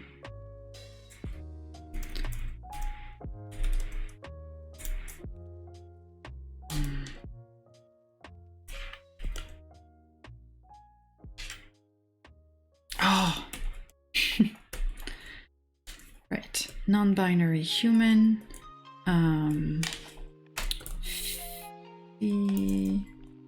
female looking non-binary human,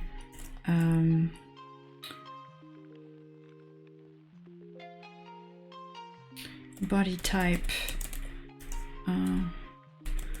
buff Amazon.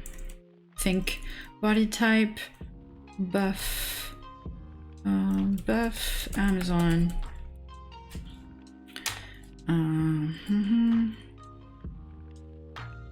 Cameron, non-binary human, body type buff Amazon woman, buff Amazon female. Think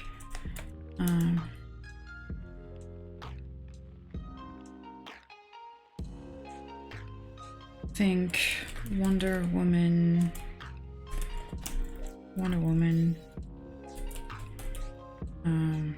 slash Cassandra in Assassin's Creed, Odyssey slash Rey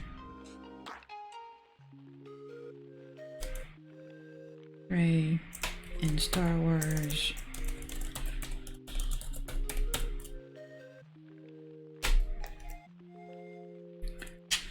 Okay, on the other side we see Cameron, non-binary human, body type buff Amazon female, I definitely insist on the buff. Not feminine, but not masculine. Just quite,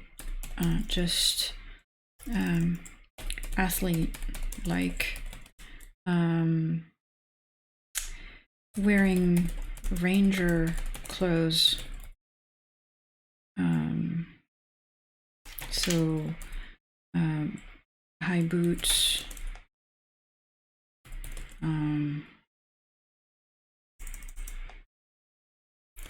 high boots, and what's the word for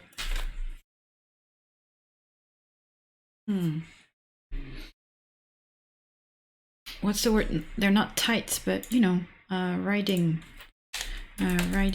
pants. Name, word. No, breeches. Thank you.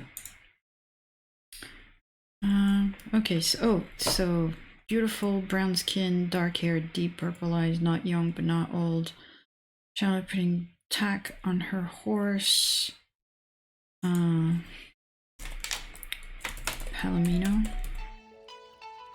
horse. Palomino's coat. I like that. Palomino coat.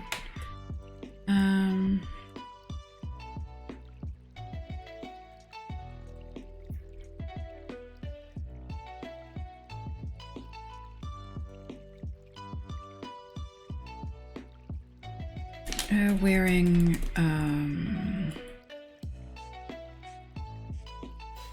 elvish type breeches and boots, and a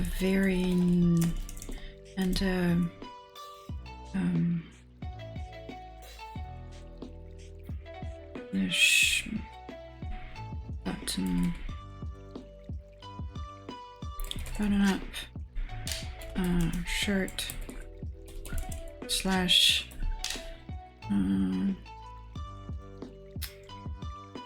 not a corset slash shirt slash velvet slash velvet blouse type slash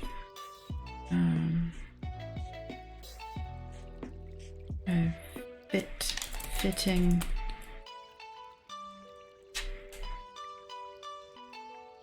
button-up shirt, velvet blouse. Okay, that's good.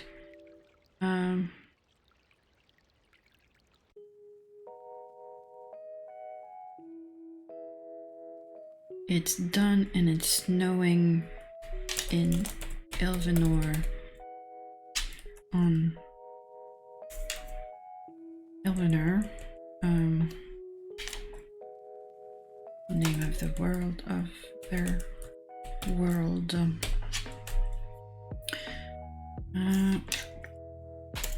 We see Aramis standing on the ground next to her horse that she is watering by the river. On the other side of the river, we see Cameron, non-binary human, body type, buff Amazon female, not feminine but not masculine, athlete-like,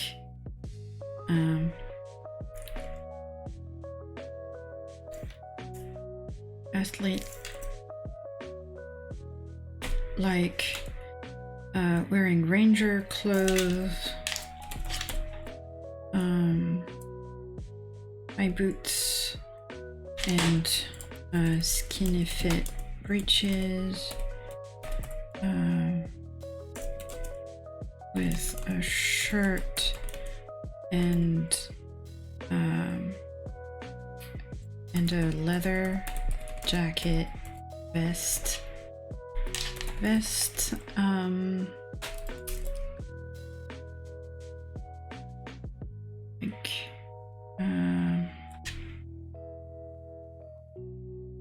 we're not going to be blonde hair and all of that, maybe athlete-like, not not feminine, athlete like, green-eyed,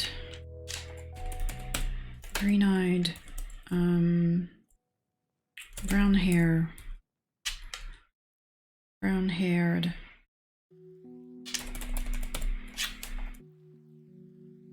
green-eyed, brown-haired,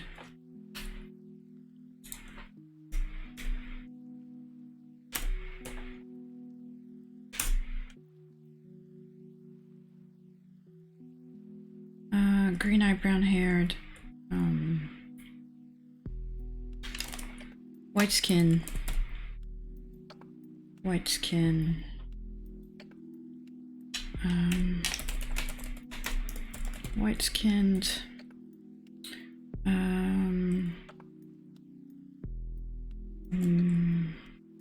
mid-20s,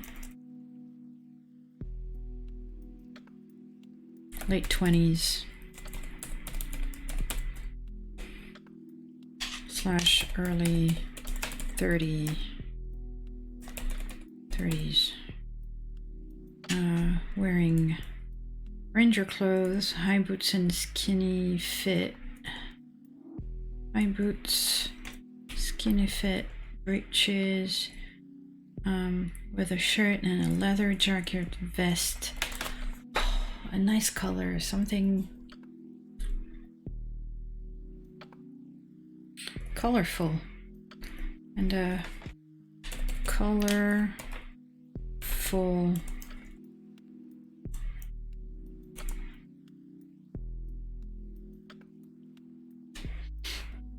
is it colorful or colorful? Colorful leather jacket, vests, kneeling. Okay, we see Cameron, non-binary human, body type, buff Amazon female, not feminine but not masculine, athlete-like, green-eyed, brown-haired, white-skinned, late 20s, early 30s, wearing ranger clothes, high boots and skinny fit breeches with a skirt and a shirt, not a skirt, and a colorful leather jacket, vest,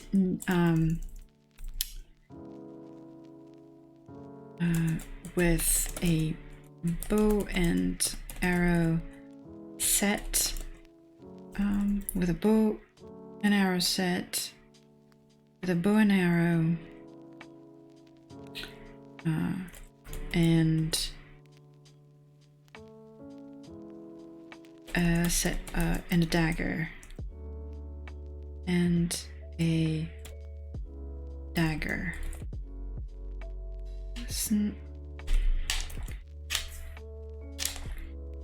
kneeling by on the other side, right?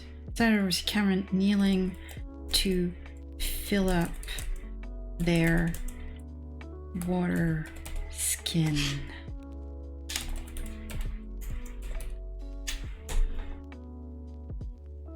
Right, that's the panel.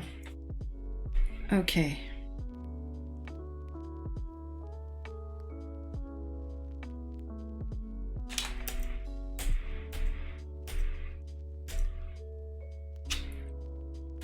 Right. Okay, so panel 3.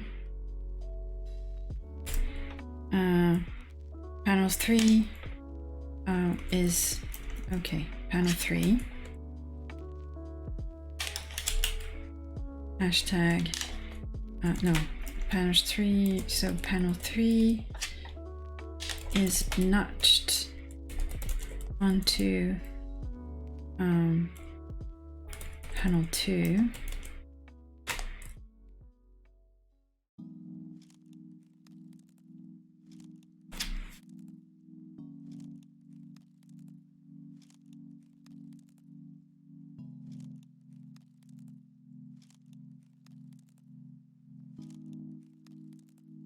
Panel 3 is notched onto panel 2.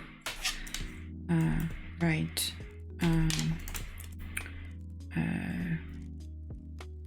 Top left. top right.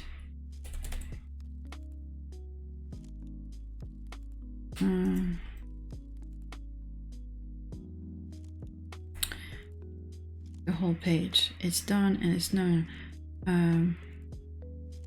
At the top left of the panel,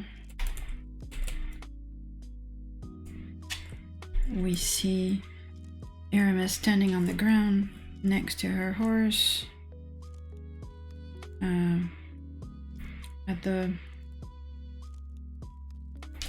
At the bottom of the panel,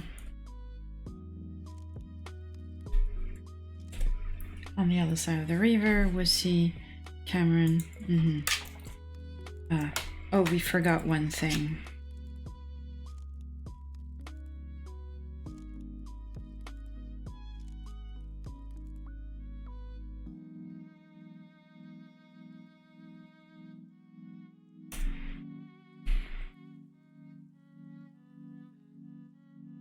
Okay.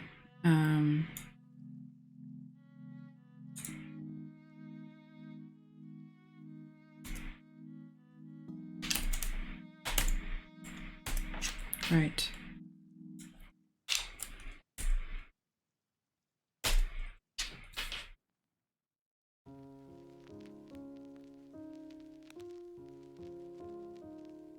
On the other side of the river, we see Cameron. Okay.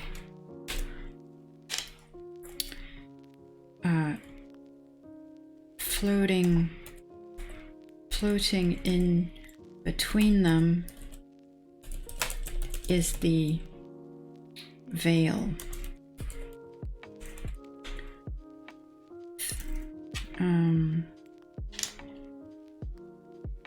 Is the veil. Think is the veil a glimmery, shimmery, glittery shield, veil, floaty shield,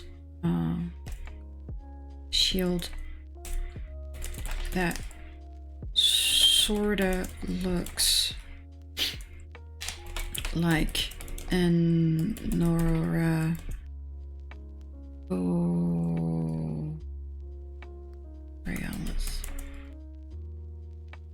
I think that's how you write it.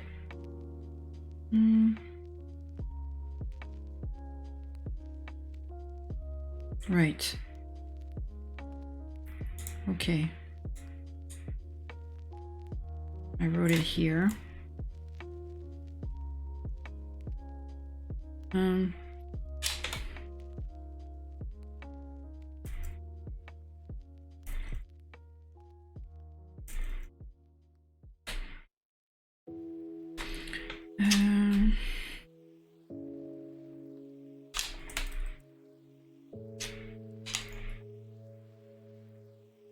A shimmering, almost transparent cloak looking like an aurora borealis visual between Aramis and the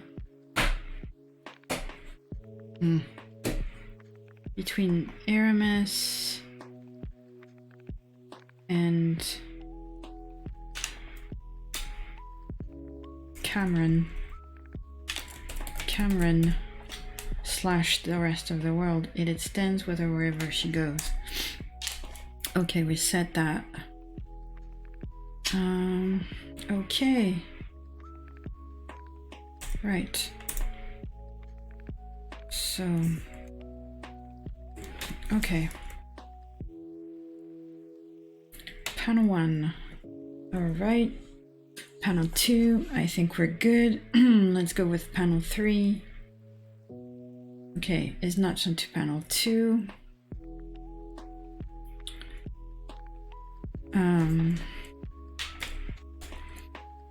Okay. Aramis. notices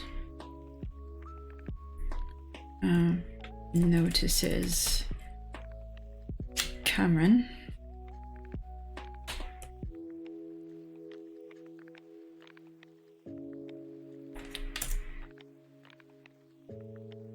Decidedly notices Cameron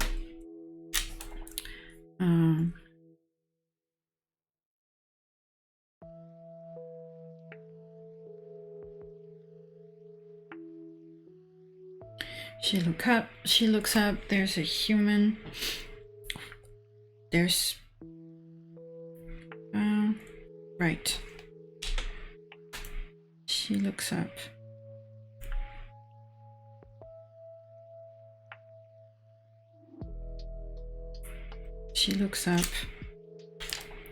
her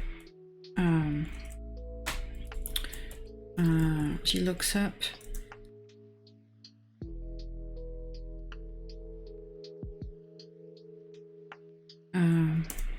her eyes wide with surprise. Okay.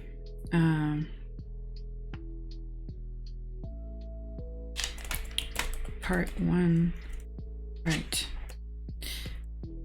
Panel 2, panel 3 is matched onto panel 2 and is part of the look.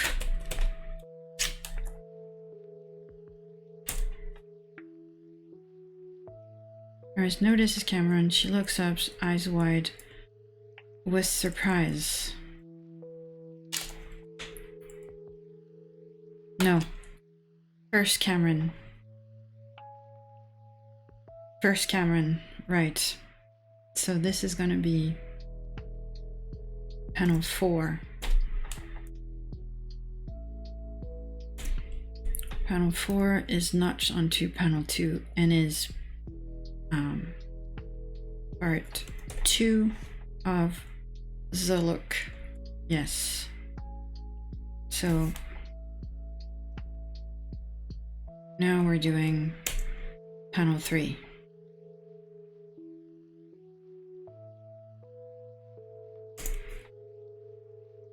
Right. Panel 3. I kind of forgot about you guys. Are you still here? I'm so sorry. Yeah. For anyone just getting in, we are revising is the word. We are following Gail Simone's second homework assignment for day 3 of comic school, and we are rewriting our page 1, revising our page 1 of ours, of our comics that we're writing here for comic school. I'm gonna close my door and have a drink. So the idea is, this is what we're gonna send the artist that is drawing for our comic story. And what I forgot to do in my first iteration of my first page of my comic is that I completely forgot that I was speaking to the artist and the editor and not writing my first page script for the reader. So I left out tons of information that my artist could use in order to draw my comic and the first page here. So I've revised the first, right. You have here on the right side of the screen, you will see the story, the brainstorming, the world building, the characters, the conflict, the plot, and all of that, and the springboard that my Fred, who is the person that decided I was going to work on this story and not the other one. So the springboard is here, and I am now reworking on my page 1. So we have established a first panel where Aramis, who is a shadow elf witch, she's getting ready to go on a ride with her horse by herself and her mother, the queen. So we know that, you know, Aramis is a princess. Right, the queen, Regal, with a crown. What kind of crown could she wear? That's a good question. I imagine something discreet, but at the same time, something that a crown, something magical and tree oriented, forest oriented.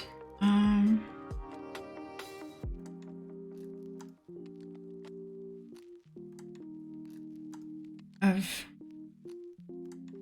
leaves of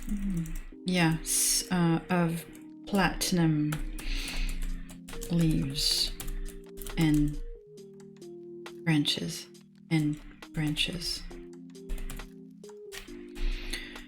Older, fairer of skin, silvery eyes is right. And so because Aramis calls her mother, we know that Aramis is a princess.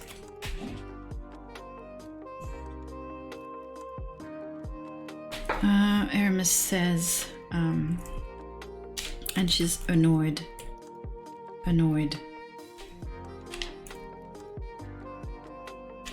Aramis is annoyed and says, the queen is fretting and says,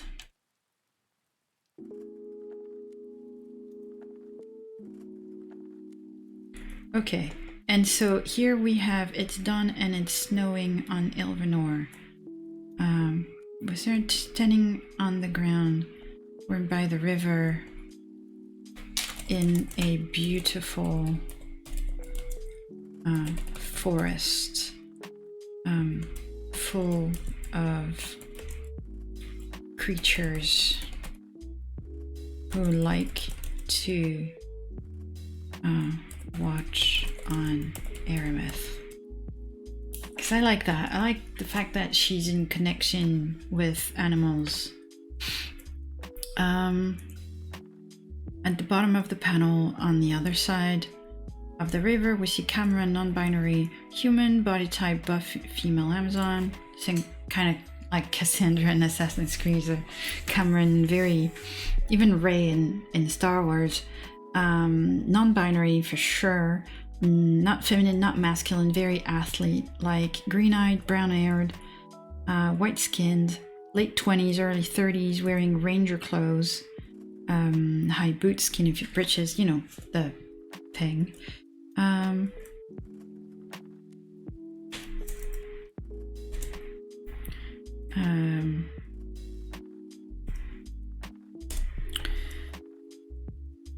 With a bow and arrow and a dagger, kneeling to fill up their water skin. Okay. In the stream. And floating in between them,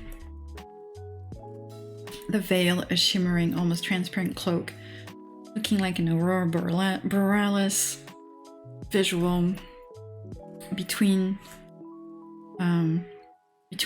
Aramis and Cameron. The rest of the world, it extends with her wherever she goes. Okay. The veil is right.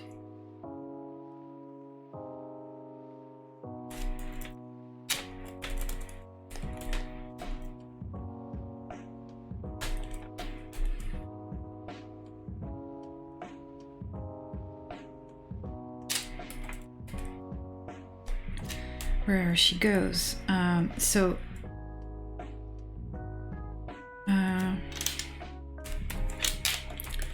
Panel 3 is notched onto panel 2 and is part 1 of the look. The look is the most important part of this whole thing, right? Suddenly,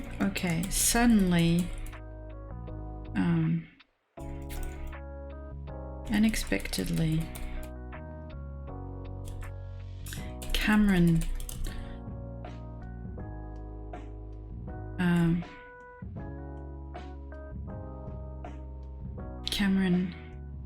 can see through the veil, and they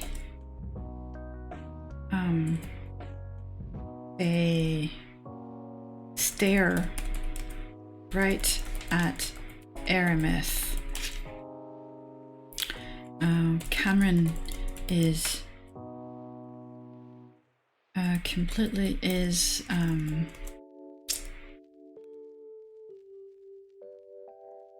stares at Aramis.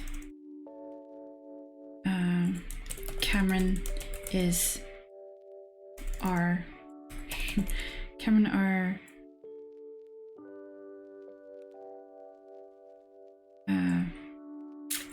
bewitched by Aramis's beauty and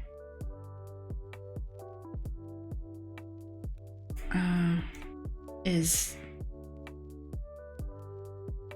shocked by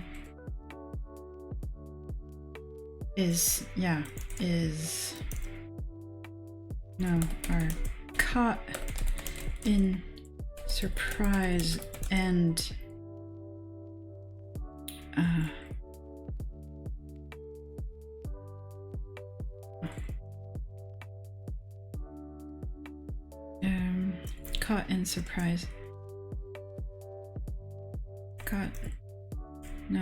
are transfixed with surprise at the sight of Aramith,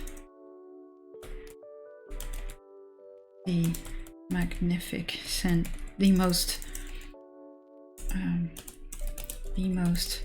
magnificent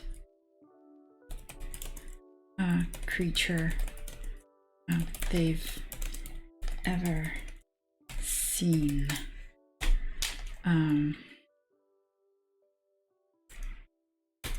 Caption 1.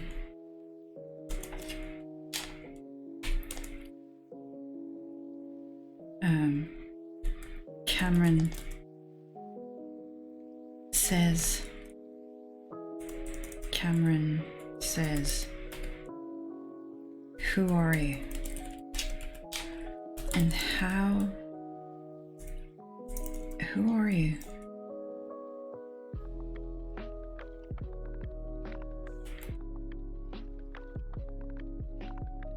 Okay. Actually, it'd be nice if Cameron said nothing.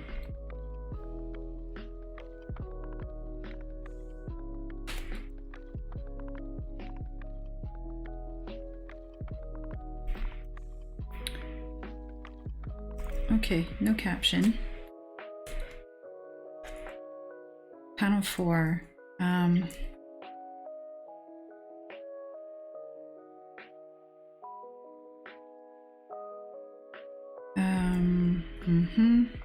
Aramis feels Cameron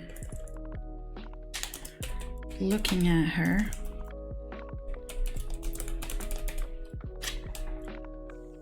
She looks up. She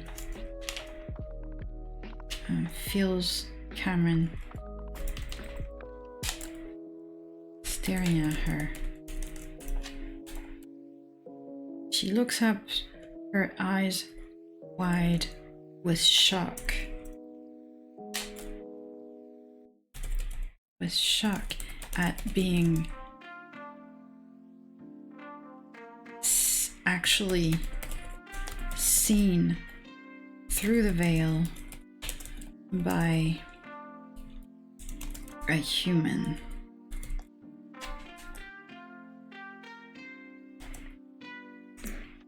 Okay, so this looks good. Right, so now we need a panel 5. Oh, there's going to be a panel 6. Darn it.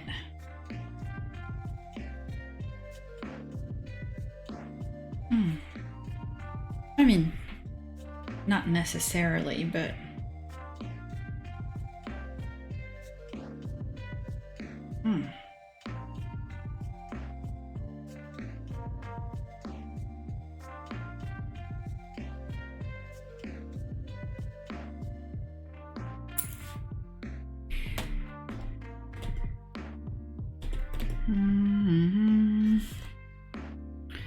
right, so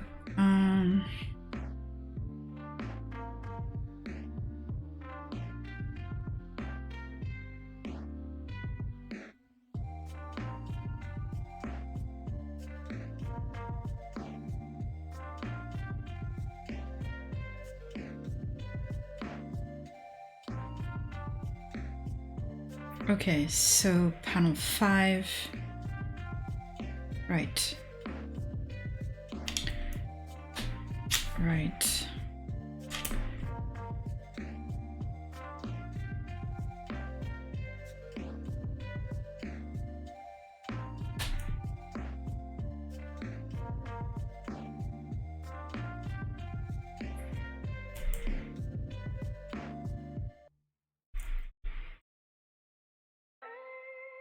I think she's gonna have to talk. Right, so panel 5.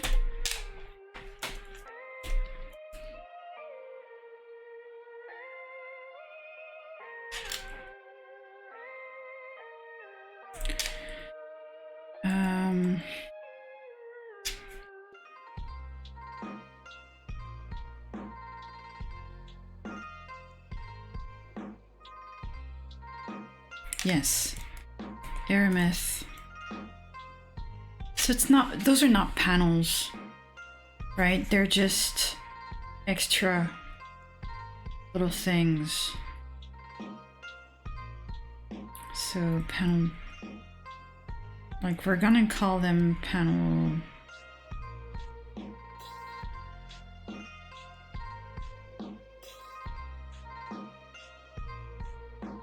We're gonna call them sub-panel.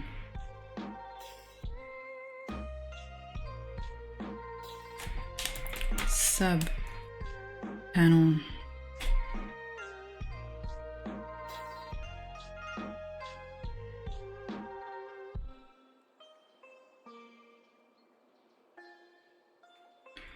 So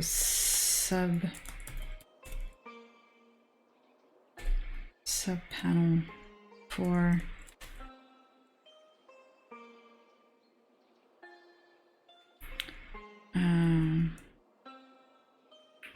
So panel 3 then. I'm cheating. Panel 3,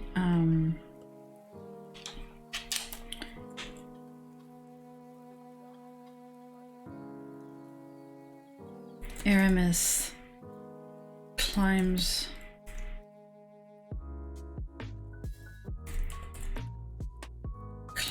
on her horse, frightened. She's not frightened, she's, well, I mean, upset. She's upset.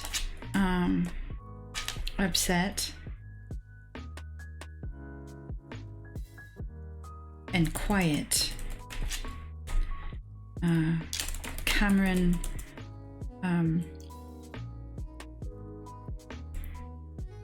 extends her hand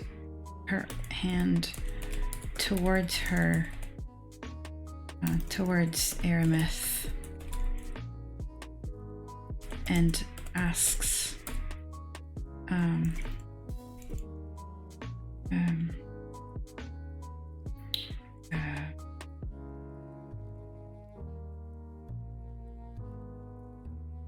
hoping to keep her there. Caption 1.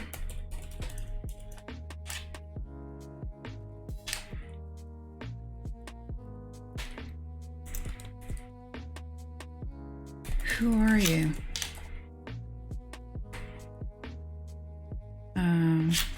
Cameron says, who are you? Caption 2. Aramis says,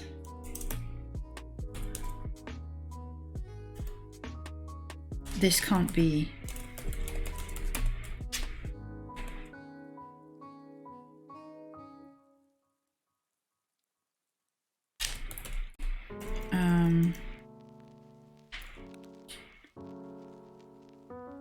It can't be. Okay. It can't be.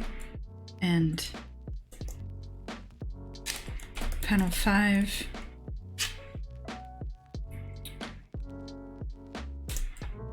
Right.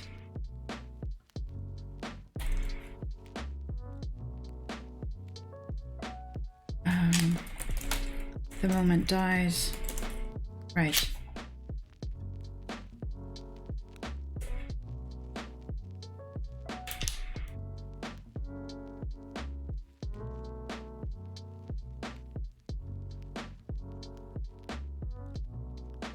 Okay. Panel 4 is national to panel 2. Okay.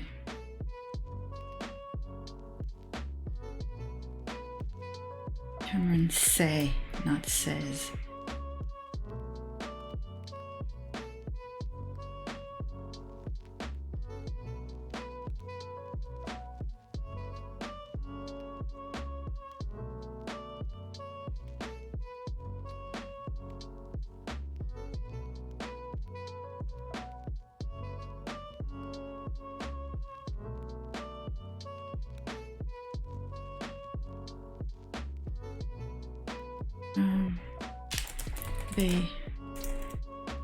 They gaze at each other for a moment, for a eerie moment.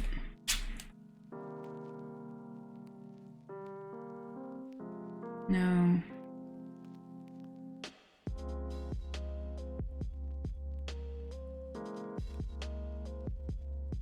An eerie moment. No, that's not the word I'm looking for. For a suspended, let's put it that way, moment. Cameron then okay, so this needs to go.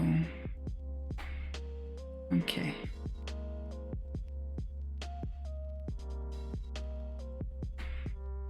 No. Right.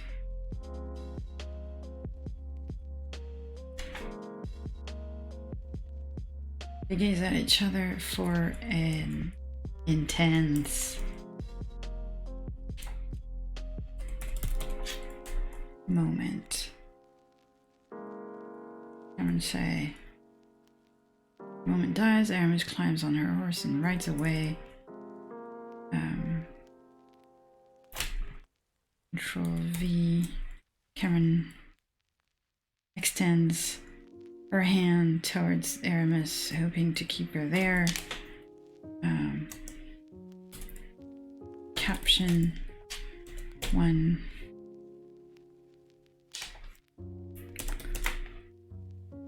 Cameron say,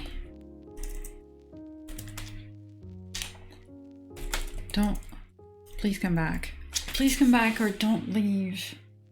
Or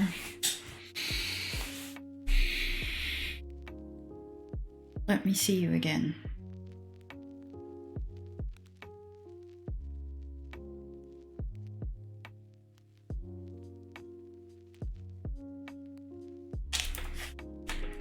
Let me see you again.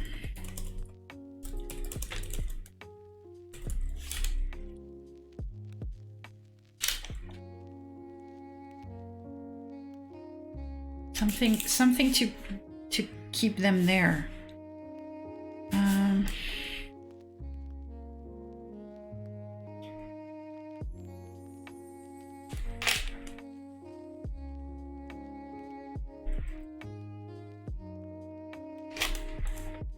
Right. I would say, please.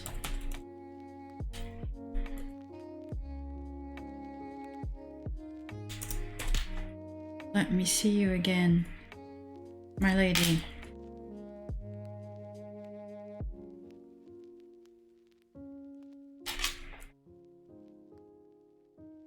Something like that, my lady, please. Magical lady, no, please, no, just let me see you again.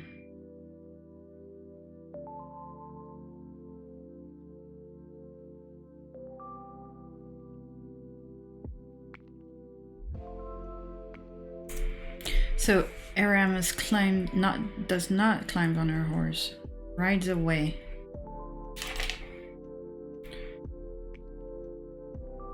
Rides away without a word.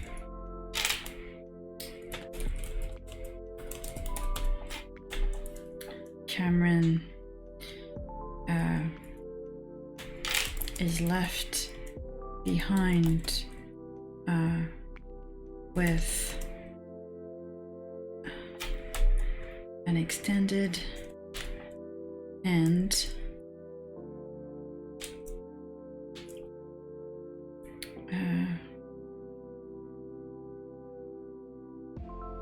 towards Aramis.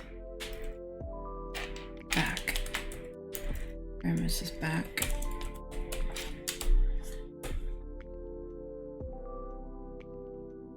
He's left behind forlorn.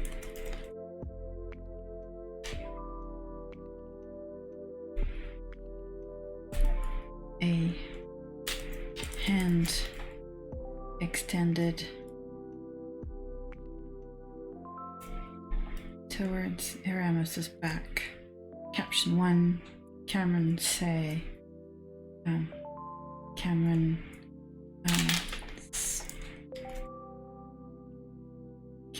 say, please let me see you again. Yes, I think that's pretty good. Okay. Right, so we're gonna read this again. Right.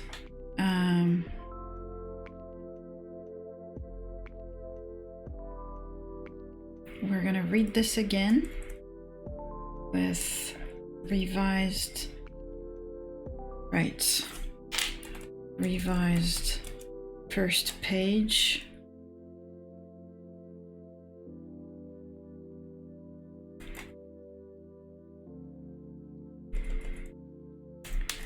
Okay.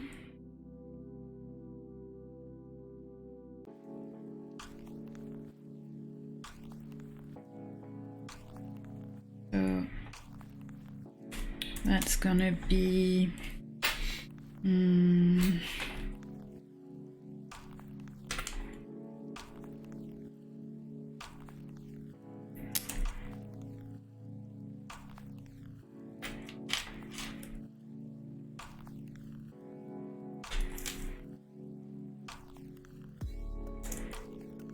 okay.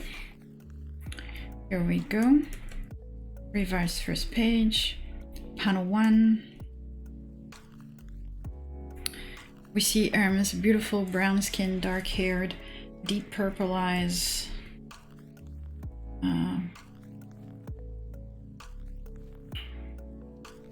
Not young but not old. And immortal and so ageless.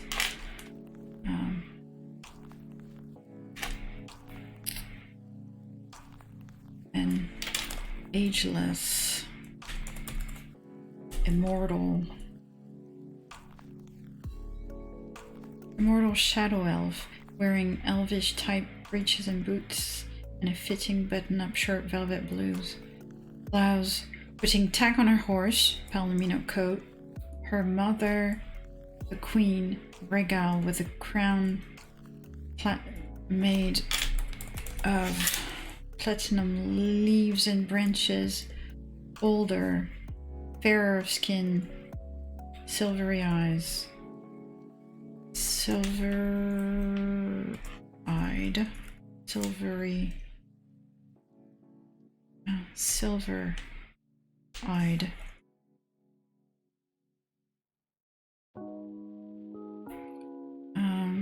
is close to her, and 2 guards are flanking the entrance of the stables in the back. Caption 1, the queen is fretting and says, if you are to ride alone, do not venture past the river. The humans are dwelling too close, and I do not like you. I do not. 35 words. 1, 2, 3, 4, 5, 6, 7, 8, 9, 10, 11, 12, 13, 14, 15, 16, 17, yeah.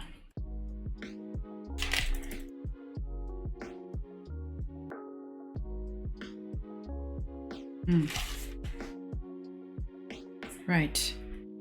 I don't need this sentence.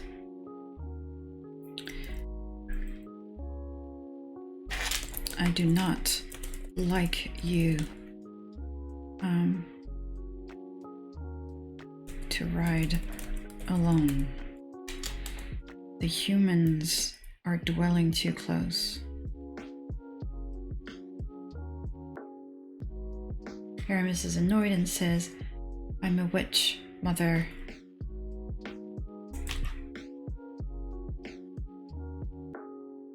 Veil extends with me wherever I go. So obviously the humans can't see her. Okay, so that works. Panel 2's illustrations takes most of the page.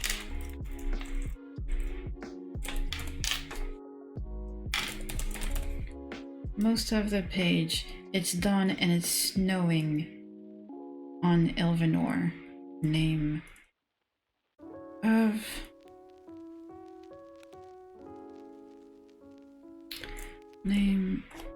of their world. Okay, at the top left of the panel we see Aramis standing on the ground,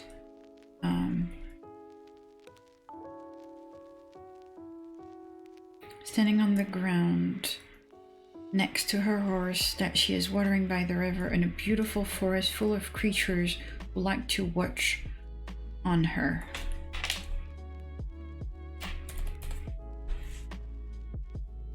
At the bottom,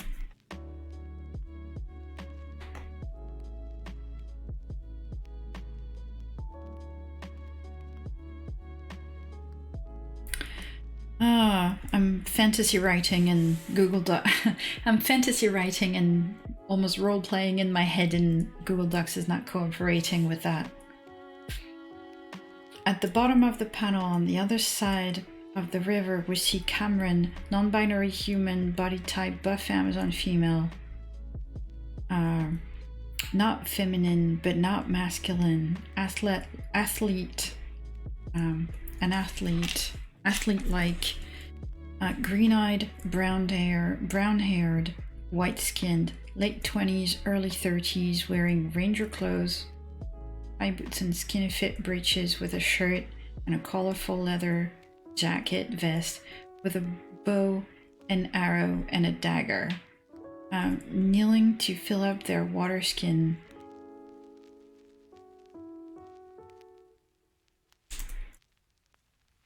In the stream. Floating in between them is the veil, a shimmering, almost transparent cloak, looking like an aurora borealis visual between Aramis and Cameron / the rest of the world. The veil extends with Aramis wherever she goes. I've said that already.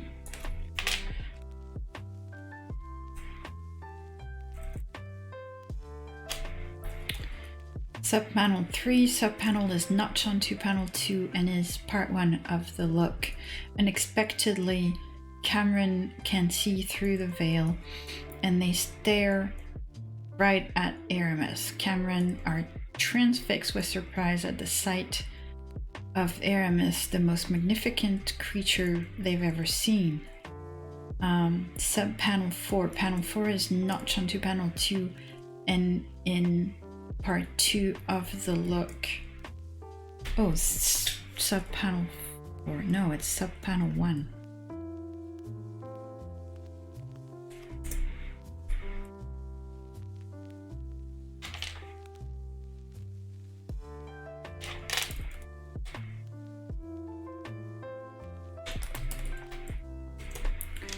Is notched onto panel 2 and is part 1 of the look. Subpanel 2.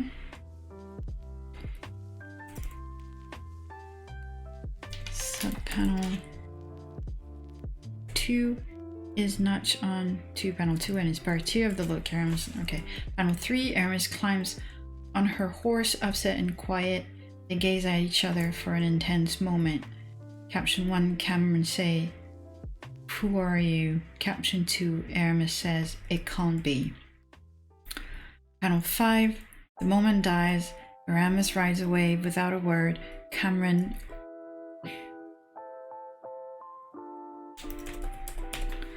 are left behind, forlorn and extended. A hand extended toward Aramis's back. Caption 1. Cameron say, "Please let me see you again." Okay, I think that's good. And yes,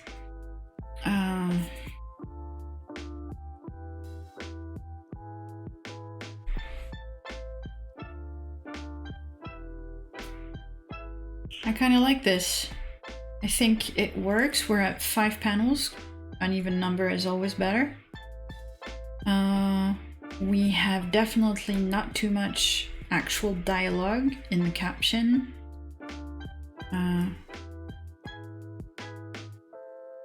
So that's pretty good. We have not misgendered and mispronounced our and by here. Okay. With, okay, silver wide. Yes.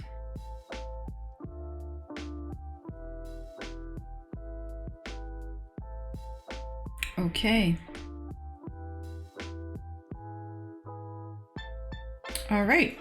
Well, lovely people, I think that we have reached the end of day 3 with this part of the homework, and I will write the next pages right there in this document. I will most likely plot them ahead of time, and I might do, as I said, another live tomorrow, today or tomorrow, not today, obviously it's nighttime, tomorrow, so that I can write it live. And if I don't, everything will be in the Gail Simone's Comic School document in my shared WIP folder, which you can find a link for in the description below. Everything that you have seen here will be in the description below. I'm actually going to put the PDFs for the classes in the Google Drive shared folder as well. That way, if you guys are looking forward to actually doing this, you can read my notes, you can find the documents, and I will also put a link. I've put a link to the Discord server for comic school that you can give your assignments to, and I will send my assignments and my homework to.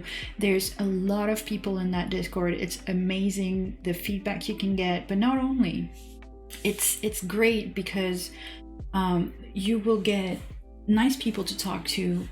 You can share ideas, you can find threads, you can find editors. I am pretty certain that Gail Simone herself and other people from the industry are lurking in that Discord, looking for pages. A lot of people are supporting each other, cheering each other on, and it's really a great place if you have issues, if you have questions, if you are wondering what to do, if you have a blank page moment, whatever. It's a great resource of amazing writing people, and the writing community on Twitter is great. On Discord, it's pretty amazing to see someone like Gail Simone, who is so famous, so talented, and I mean, she's a legend in the comics industry. And it's incredible to see what she has managed to put together, specifically in this time of quarantine, and you know, where she wanted to do something special, and she did it right away, right in the beginning of the lockdown. And a few people have federated around her to create that Discord and give you all those resources. A lot of other writers, and she's mentioning a lot of other comic writers or artists and editors have been sharing free comics, free pages and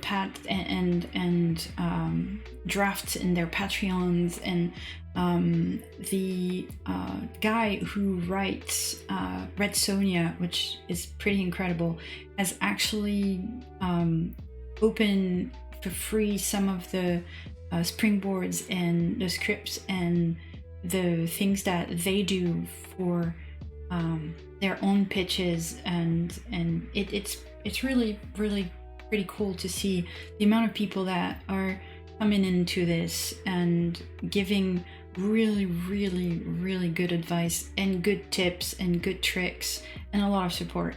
So personally, I'm having a great time doing this. I've taken my time because they did all of this on like 5 days, from like, I think there's 5 days in they did it on 7 days, and it was just incredible. They took a couple day offs in between, and it was really intense. I wasn't able to do it, and I thought, you know what, I was looking for something to launch my YouTube channel on, and I'm still working on making videos, and I will definitely make a shorter video where, you know, you get a recap of all those things.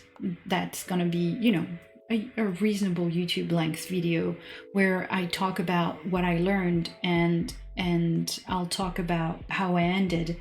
But I really wanted to do these lives, and even if they're a little long and maybe, you know, lonely for me, because I don't know if you guys are here today, I can't see anyone in chat, so it's not that simple to do it by yourself. But you know, this is my jam. I love telling stories. I love creating. I'm learning to write comics, which is something I've always wanted to do, coming from long form writing. And I think it's really awesome. And it is definitely my first series with Create With Me. It will not be the last. And yeah, I kind of really enjoy this process so far. It's brand new for me. I hope, you know, it's probably brand new for me. It might not be. And if you have any questions, if you have any feedback to give me, if you want me to, you know, revisit some things, or whatever it is, you can leave me a comment here. You can also subscribe to my Twitter channel, to my Twitter, and you can find me there. Send me your questions, or, you know, follow the hashtag comic schools and springboard and first page, and you will find a lot of like we did today on stream, you'll find a lot of people populating those hashtags with awesome content. So yeah, this has been really fun. I'll keep you posted on the next part of the assignment for day 3. This has been Create With Me, Gail Simone's Comic School. And yeah, drop me a like if you thought that was interesting, if you learned something. You can absolutely support me by, well, give me a follow, give me a like, but the best thing to do if you want to A, get more information on how to write comics, and B, you know, support me, then go into the playlist for this whole series and watch the other videos. Other than that, all my links are below in the description, and I've also added a link to TubeBuddy, which is a great tool for YouTubers to get better at analytics of social media, which is not easy. Other than that, I'm also working on making a Audible list of books that you guys can read, and specifically things that I've found helpful to write, at least you know, long form fiction, and also fan fiction, and you know, articles, essays, and comics. It's a good thing. Some things, you know, some books that are creative and inspiring. Anyway, thank you for watching again, and I'll see you soon. You guys take care, stay home, save lives, wash your hands, take your meds. And you know, if you're not feeling that hot and you're not super productive, I mean, it's like I said, it's taken me 3 weeks, no, a month right now, because last week was my birthday and I didn't do it. So it took me 4 weeks to, you know, get through the first 3 days of comic school that Gail Simone did in 5. So, you know, don't feel bad. It's okay to just figure out how you're going to cope with what's happening to the world right now. And I hope you guys are safe. I hope you guys are healthy. And yeah, you take care. Much love from me, and I'll see you next time.